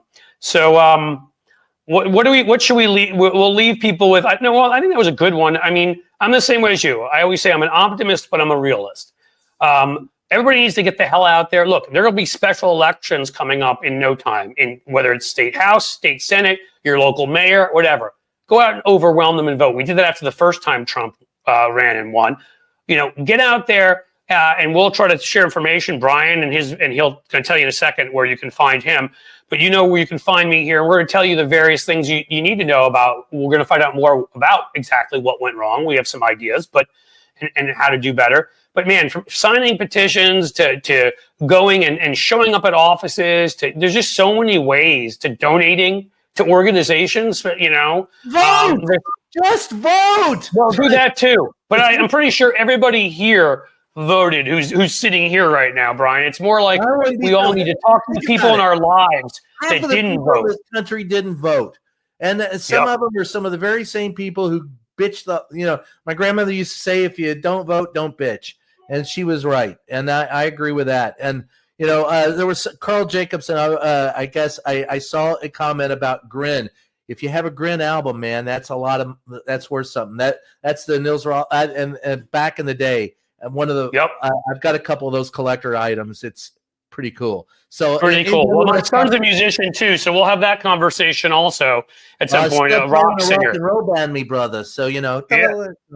That's right. So this is important for people to know. For example, Abigail Spanberger will be running in a lean Democratic, but sadly, that was the beginning of the end when we saw some of those Northern Virginia counties come in. And I looked at them and I was like, that was my first holy shit moment when I saw Kamala Harris. Because if you know what to look for, and you look at a couple of those counties and she's underperforming Biden by 8 points, 10 points, I was like, God, I hope that they screwed something up in Virginia. But it always ends up being representative, always across the country. And we can win. I mean, again, there's no reason we had won 4, I think, races in a row for governor in Virginia before Youngkin won. We won, as Tony pointed out earlier, Youngkin ran so we could eliminate abortion in Virginia, and guess what? We won the state house and the state senate. We could win there. That's next. Question. Cliff, let me ask you a question before we get out of here. Who do you think is a rising star in the Democratic Party? I think Harris is probably done because she couldn't beat Trump, and he's a convicted felon. Yeah. But who do you think is a rising star in the Democratic Party? No, again, I think Kamala's terrific. I just, maybe eventual Supreme Court justice, maybe, but I just don't, we don't do that. President. We're not Trumpers. So no, a few of them are Congress. First of all, Abigail Spanberger, who has a terrific background, I believe in intelligence and military. She wins that governor's race in Virginia. You'll be hearing a lot about her. I think that, look, people have talked about Newsom for years. He's got money. He's got good hair. He comes from a huge state. Swalwell, who's incredibly talented. There are a lot of really talented folks in California. Ted Lieu is incredibly talented. I would look to Jamie Raskin, who's incredibly talented. Somebody here is Jasmine Crockett. Ironically, I love Jasmine Crockett. And if you've been to my channel, I've highlighted her taking down Republicans a number of times. Dan Goldman too. I think she may be too young, ironically, at this point. I don't know if she's of age to run for president. But the thing is, we do need people with experience. It does matter. And Dan Goldman. Else. Go for it. I think the Democratic Party has to admit that it's not as progressive. America is not as progressive as the Democratic Party. So I think we're all coming to this conclusion. I think you're going to have to find someone, and here's my recommendation for someone to look at. I think at the end of the day, you've got to look to someone who can win in a red state. And there's one guy I think is really good. Andy Beshear. He not only won in Kentucky, he outdid polls, won by 5 or 6 points, won Appalachian counties. Look, folks, I'm gonna say this, and again, I think we have to. If you're going to invest somebody, invest in him. I agree. We have to have honest conversations, and so I'm going to be honest with you. As many of you know, because I don't hide it, I joke about it quite often, self-deprecating jokes are the part of the game here. I am what you would call a person originally of Jewish persuasion. Even though I haven't been in a temple in the better part of 30 years, my family, none of that stuff. I'm just going to say this, like, I hate to say this, but we may need to just nominate a white Christian male who can win in the South. I mean, again, look, polls, and again, if people want to get mad at me, they can get mad at me, but like, I want to win. And in the end I would say this, in 2008, Barack Obama and John McCain were tied until the bottom fell out of the economy. I wanted to believe the best in our country. I thought Kamala Harris, no problem. But after Hillary and Kamala and after Barack Obama, when they started attacking him, only got 50%, did 50% as well in his reelection as he did in his first election because of the birth certificate. I hate it. I hate it that this is the way it has to be. Because as somebody who's Jewish, would I like to see a Jamie Raskin? Reality, though, look. I live in reality. I'm a Catholic, right? I gave up Catholicism for Lent. Let's be real. The people that come from the Church of the Waving Hands and Six Flags Over Jesus are not, and there are many of them. They're not going to vote. And if you want to appeal to people that don't vote, Mazel Tov. Good luck. Good, God bless you. But let's talk about reality, the people that do vote. The Donald Trump Republicans, remember what James Carville said, I don't like what they stand for, but I admire their work ethic. I'm not talking about a boring white man. I'm talking That's why I put that up there. Frankie, I'm going to let you. Elected. If you listen, Bill Clinton was a white man, but he was anything but boring. He may have been a little bit too interesting. Have sexual relations with that woman.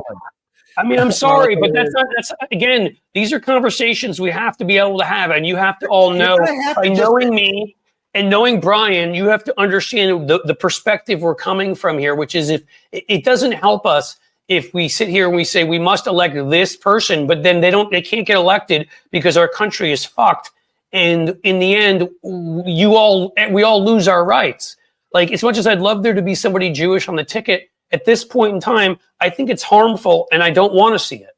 And I'm just saying, like, this is where Andy Bashir can go into places in the South and he can in the Midwest and win. So it doesn't have to be somebody boring. Bill Clinton, again, you would have wished Bill Clinton was a little bit more boring. That was my first campaign in '96 for Bill Clinton on his polling team. But again, your vice president, I think, can be more, and hopefully will be, somebody who will be much more diverse. But we have evidence now, and I don't know what to tell you.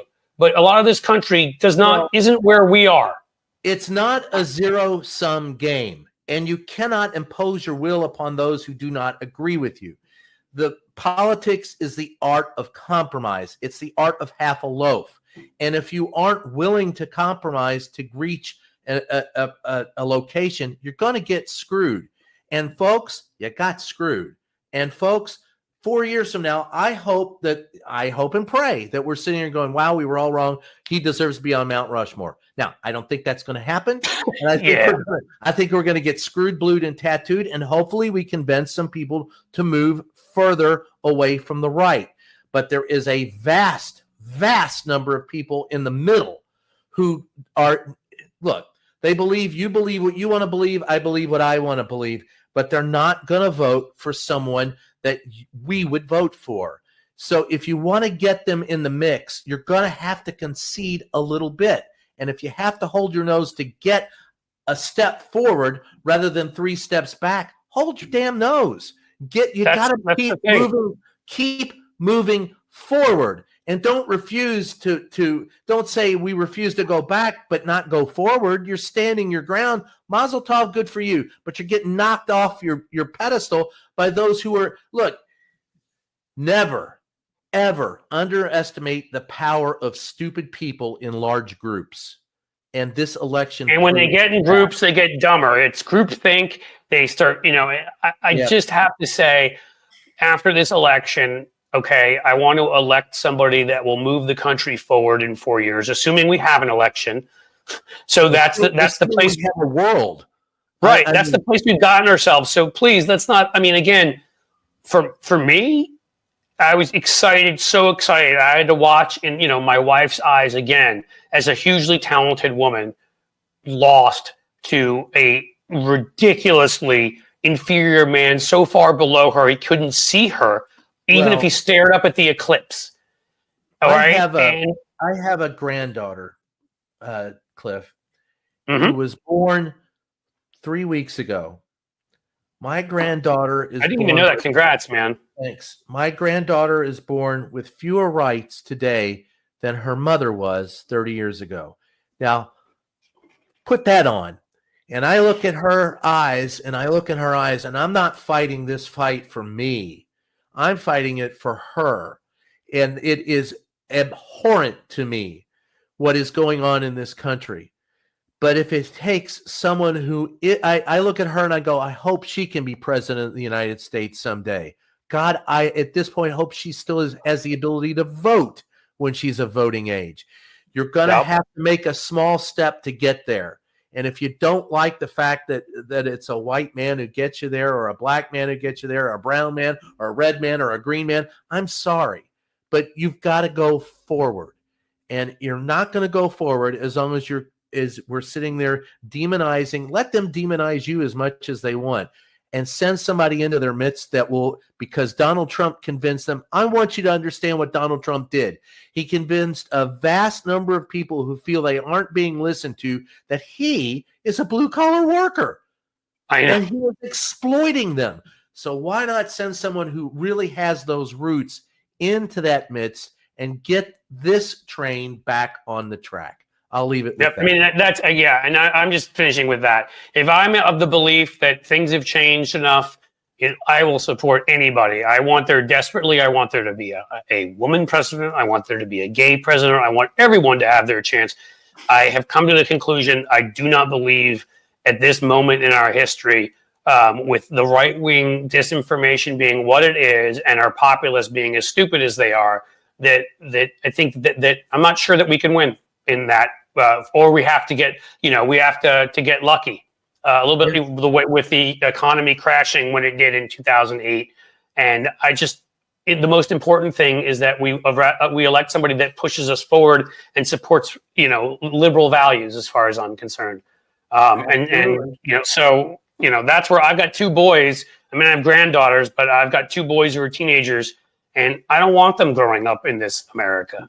Right now, they're going to have to for a few years, but I don't want this to be their lives in America. And I'm sorry, I don't care whatever it takes, man. And I'm willing to give up somebody of my background because I don't give a damn. I only give a damn that somebody who has my beliefs and your beliefs wins. So that's where I am. Where can they find you, Brian? Well, you can find me wherever fine podcasts are sold. It's called Just Ask the Question. And you can also catch me on, I have a twice a week, I think, with Salon. I pen a column for salon.com. You can also see me on television, wherever. And of course, the book is called Free the Press. And if you want to know the problems of the press after having been in it for 40 years, everyone is right. There is a problem, but I'm going to show you where the problem is and how to fix it. Buy his book, support him any way you can, because again, he didn't get published by Regnery or Regnery, and they're not going to. And Heritage Foundation, Heritage Foundation isn't going to buy 500,000 copies to put it on the bestseller list. We have to, when we write books, right? I wrote one of those. Where is it? The Real McCain. Yeah, nobody bought a bazillion copies of that. I had to convince people to go buy it. So buy his book. Go read his columns at Salon. Salon shouldn't even be work for you, because Brian's one of the most. He's up there with me, like with Rex Hubke and Will Bunch. There's about 5 or 6 columnists out there right now I consider the gold standard, that are just the people that you have to read every week, and Brian's one of them. Okay. And then follow him on all the various Twitter, Blue Sky, wherever you're hanging your hat machines at this point. I'm on all of them. I picked up several thousand on Blue Sky in the last week and lost several thousand on Twitter. Really? Yeah, every time I turn around, people are abandoning Twitter. I'm out of here, and it's turned into a troll nation. But I'm there for it because I got to tell you, I'm the sick SOB who reads all that shit from the Trumpers and just, I look at it as bad comedy. Some of these people should be up on stage doing, stand up because it's just bullshit. But I do like to know how they think. And honestly, Chip, honestly, Cliff, they don't think. No, I mean, it's crazy. Oh, and you can catch me on Mary Trump Media, the Nerd Avengers, and my show there is called Reverse Shot. So, and we just posted a new episode today on the YouTube channel. Just Ask the Question YouTube channel on Reverse Shot, where we turn the camera around and we show you the problems with media. So that's a new one, and love you to check that out. All right. Thank you for being here, Brian. We'll continue to have the conversation here. I'd love for you guys to ask me a couple more questions. Although I'd say we've gone long as hell. I knew I could invite Brian on for 15 minutes and he'd be here an hour. That's what I love. There are predictable things about Brian Karem. That would be wonderful. I love you, brother. Anytime you need me, I'm here. I love you too, pal. Please keep fighting for the Republic and such. I keep trying, and I'm sorry. Chip Franklin called me right as we were talking, and I called you Chip instead of Cliff. So forgive me for that. Dude, if you heard the number of things and you can think of them in your head that people called me that are close to Cliff when I was a kid, you know that Chip is just fine. So we're good. All right, brother. Seriously, take care, my man. All right. Happy trails. All right. Take care. So, guys, what's going on in the comments here? Benny Loco, are you mad at me? Am I being blocked everywhere? Or is this sick of it? Who's sick of it? What we got going on? Anybody want to tell me? Because hopefully you're not blocking me everywhere. I mean, if you are, I guess it is what it is. Again, the conversation I just had with Brian, I mean, again, I know some people will get, oh, thank you, Benny. Okay. No, not me. Look, I didn't want to say what I had to say, but I've decided that I'm going to have difficult conversations with people, and we're supposed to all be allies. So you know what, guys? You should be giving me the benefit of the doubt if you know my background. I'm not just I haven't been a plant by Putin for 25 years. Right. I wrote a book on stuff. I wrote ads for Biden. I worked for, on one of the first people working on gun safety and beat the NRA for the first time on the floor of the Senate in 2009. The first time in 5 years they had lost a battle and whatever. I don't need to give you my resume. You know who I am. You've all seen me places. So if I'm telling you that I think that we may have to have a white, straight Christian male to beat Trump, I'm telling you this is a political. This is the way I'm looking at things politically. Do you think that doesn't sort of make me feel horrible that this is the country we are? I'm sitting here in a state that went from Terry S. Thank you for being a new member. Awesome. Others think about joining too, please. But you think how horrible I feel my county, Hamilton County here around Cincinnati went much more blue as it keeps doing. Thank God. We won a couple of big races we didn't have. Which is the prosecutor here, which is really important. I did work for the Innocence Project, and we had passed prosecutors that didn't give a damn if you were guilty or innocent. But do you think I want us to have to do this? And I'm going to have other important conversations with you. We cannot get defined by fringe beliefs. That's not a fringe one, but that's just a matter of who we put forward in our country. We can't get defined by things, that it doesn't help the vast majority of us. We should be able to have conversations about things that sometimes are just not settled and not simple, and not be like, well, you said this. I agree with 99.9% of things you agree with, but I don't agree with you on that. Now I hate you and I'm never following you again. And I'm not saying you guys are doing that, but a lot of people on the left do that. In remembrance of Sick of It, the Tiny. Okay, so I'm glad. Thank you, JD Christie. And I'm glad that Sick of It, who clearly seems to be an enormous asshole, got kicked off of here. I don't want to have these conversations with you. I don't want to have them with. I don't think we should have to have them with anybody. I don't think most of these things that the right makes issues, should be issues, right? But just the way I've told you, I would give anybody who's here at this point amnesty. We do have to have a border. Right? I mean, it doesn't have to be filled with nasty people with machine guns. It doesn't have to be filled with people that are cruel, like this Homan asshole that that Trump is going to put in. But that's sort of your answer to the question, isn't it? Is that if Kamala and they were pretty moderate on this issue, but if you respect that a country for its sovereignty has to control its borders, yeah, bad people can come in through borders. You have to control them. But my God, anybody who's trying to escape violence in Central America, trying to escape persecution, of course I'd let them in. I mean, if it's up to me, and make them go through a process, because everyone should have to go through a process. Okay, but we do have to have laws around that. That's just something else that we have to talk about. And I believe this is a conversation we need to have. And so I'm gonna have you. Right, I see what you're saying, Joe Destiny, and I think there's something to that. We had to have a better message, but again, when we came out and we let them back us into a corner and push us to where we support the few fringe positions, because almost everything we believe is supported by like 80% of the populace, right?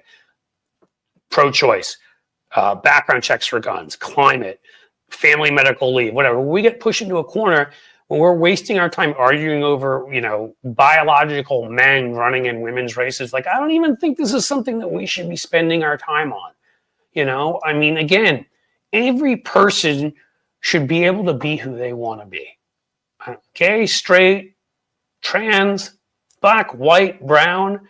But we can't get defined on things where there, I believe, is real controversy and there are real conversations to be had. It's not about being who you are.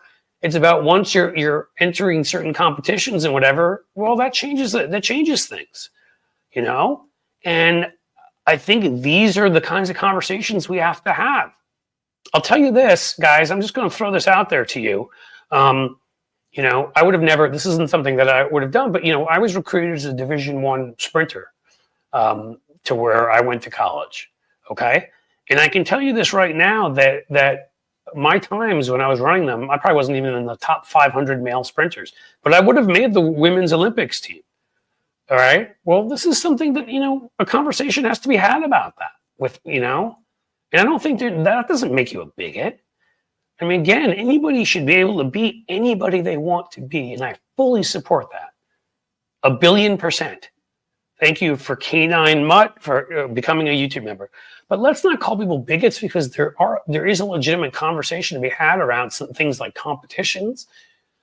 All right. That's just another thing from here. When it came to our lack of messaging, look, that's it. We got defined. We're talking about 200 kids total in high school and college, 200 out of 300. Exactly. I agree, Cynthia. I'm with you.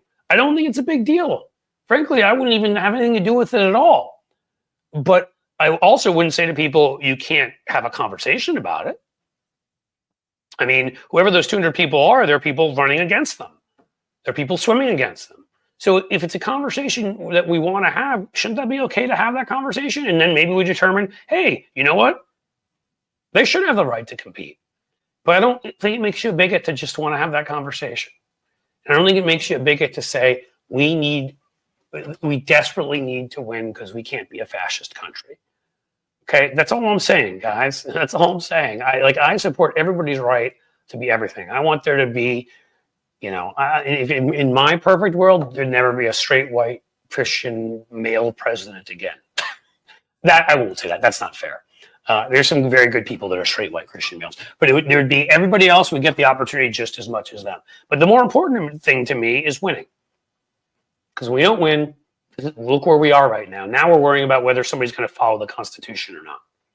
Now we're wondering about, someone like Brian Karem has to wonder about, is he going to end up, I mean, he's not talking about that stuff, but considering some of the questions he asked Trump, I mean, one of his questions ended up in a Jack Smith filing. Are they going to threaten him, come for him?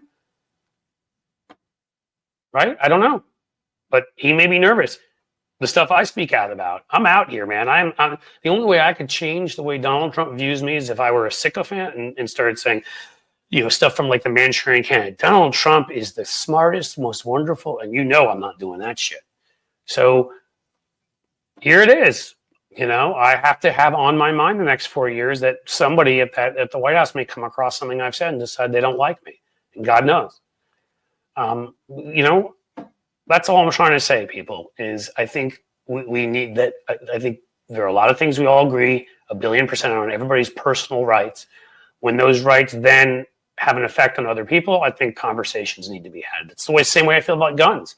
When people say, well, that's my personal right. It's not your personal right when you can take an assault weapon into a school.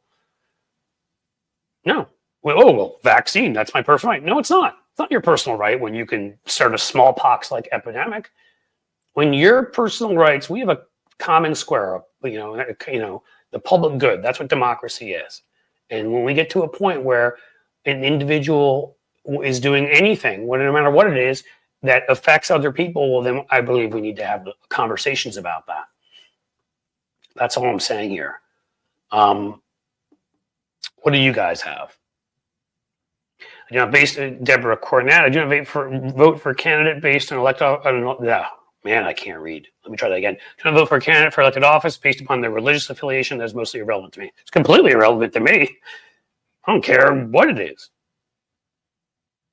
Hey, Cliff, what is your best 100-meter time? Just curious from a fellow sprinter. All right, Sheldon. These days, at the age of 52 is probably not impressive. My best time when I was in college was I hit in the 100, which was the shorter the race. I'm not a tall guy, and I have a very quick start. So the shorter the race, the better. So 100 was my second best after the 55-meter. 100, I hit 10.7 something. I think was my fast 10.77, I want to say. Most of the time I ran about a 10.9 or so. And then in the 200 meter, I ran, I think I got 22.9. I wasn't as quick in that. And 55 is where I was able to be ranked. I hit, I want to say I hit 6.4. Does that sound right? Something like that. It's been a long time, but yes. That was a different me, young and strong, no aches and pains anywhere, no lower back pain. Those were good days. Looking forward to listening to you on Seska too, Clarewood. Thank you. I was on with Bob recently.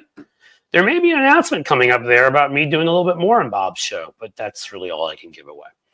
What else we got? Eastern cross country, my knees are shot. Cynthia, yeah, I understand. My knees feel it now. I'm 67 and was slightly slower.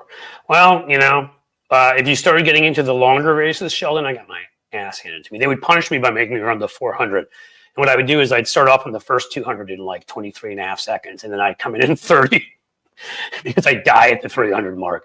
The people who are taller than me, I'm about 5'8", they'd start like moving, their legs their longer legs would catch me when you get beyond the 200. So my 200 time was good.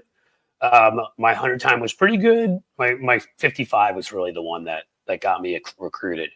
But now, I'd pull a hamstring if I tried to run the 55 at that speed. I still work out and do all that. Try to run with my kids, but man, my older son, when he beat me the first time, that was tough to take a couple of years ago. I think it was right about when I turned 50, so it's like a double blow. I'm like,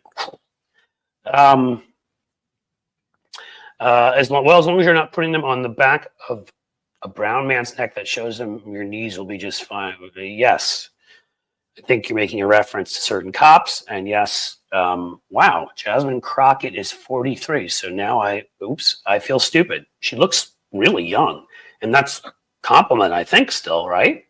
She's brilliant. I love her. She's one of the people, probably one of the 5 people I feature the most on my channel for taking apart Republicans. So I'm sorry, I was off. She could run.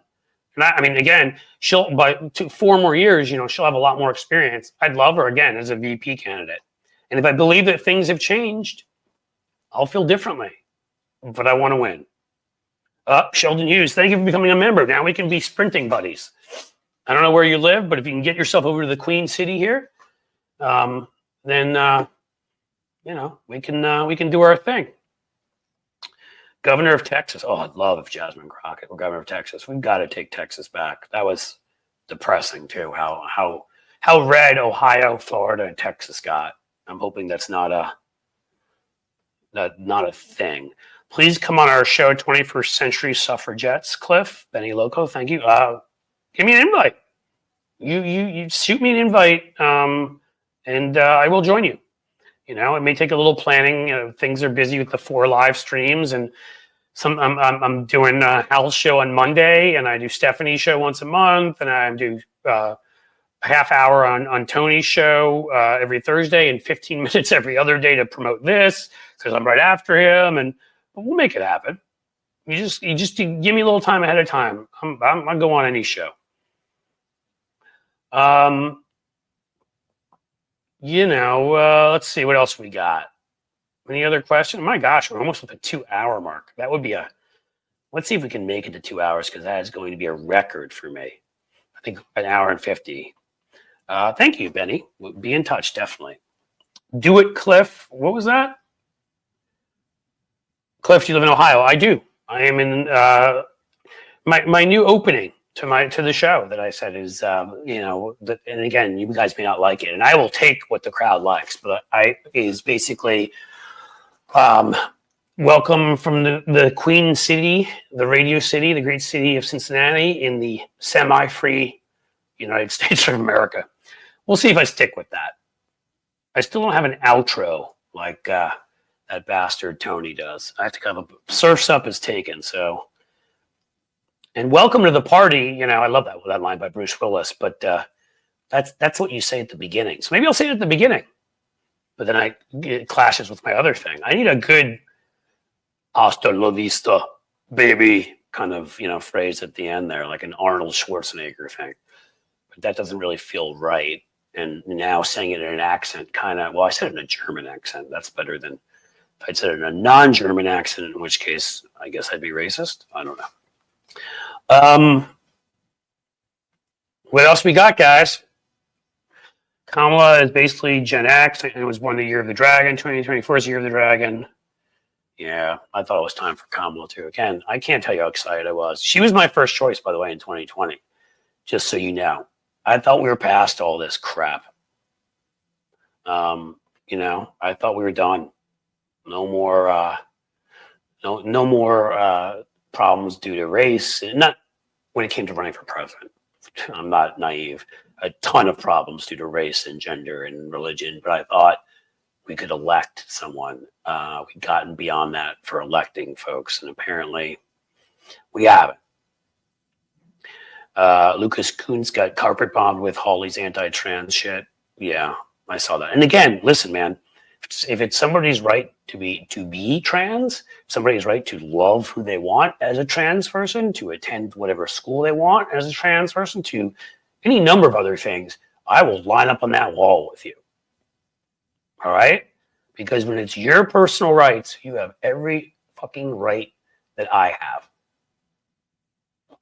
And again, that's all I can say is I would line up to fight battle with you. I just think when it comes to certain competitions, I think there's a conversation to be had because, again, I have personal experience with this, having been a sprinter and knowing what my times were versus other people's who were men and many have committed suicide. I know, Lisa, and it's horrible. And that's because we haven't supported folks as a society. There were, the 70s and 80s, 90s was a terrible time when you had a lot of gay kids, actually specifically gay and lesbian kids committing suicide.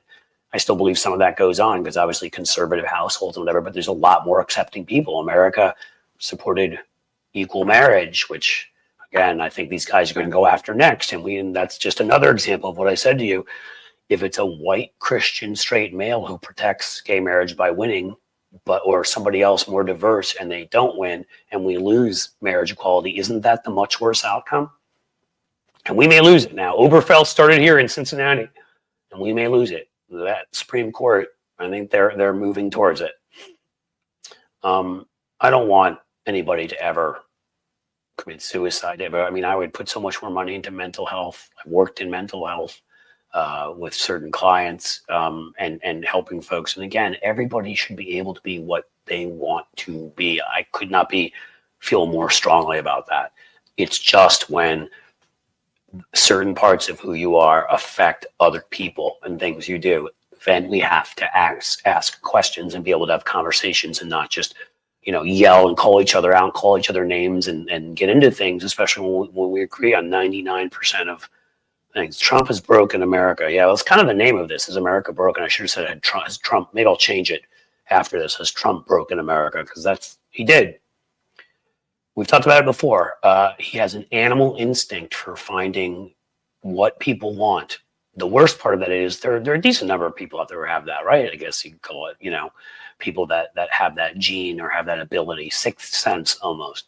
But the difference is that most of them have a conscience, have empathy, and whatever. So even if they know what everybody wants, they won't just lie, cheat, steal. They're not psychopaths. They're not narcissists. He has the unfortunate combination of being a psychopath, a narcissist, and the ability to know what everybody wants. And those few individuals in society are dangerous as hell. Do they care about the rapist, the criminal? Wait a minute, the Republicans chose him independent. No, they don't.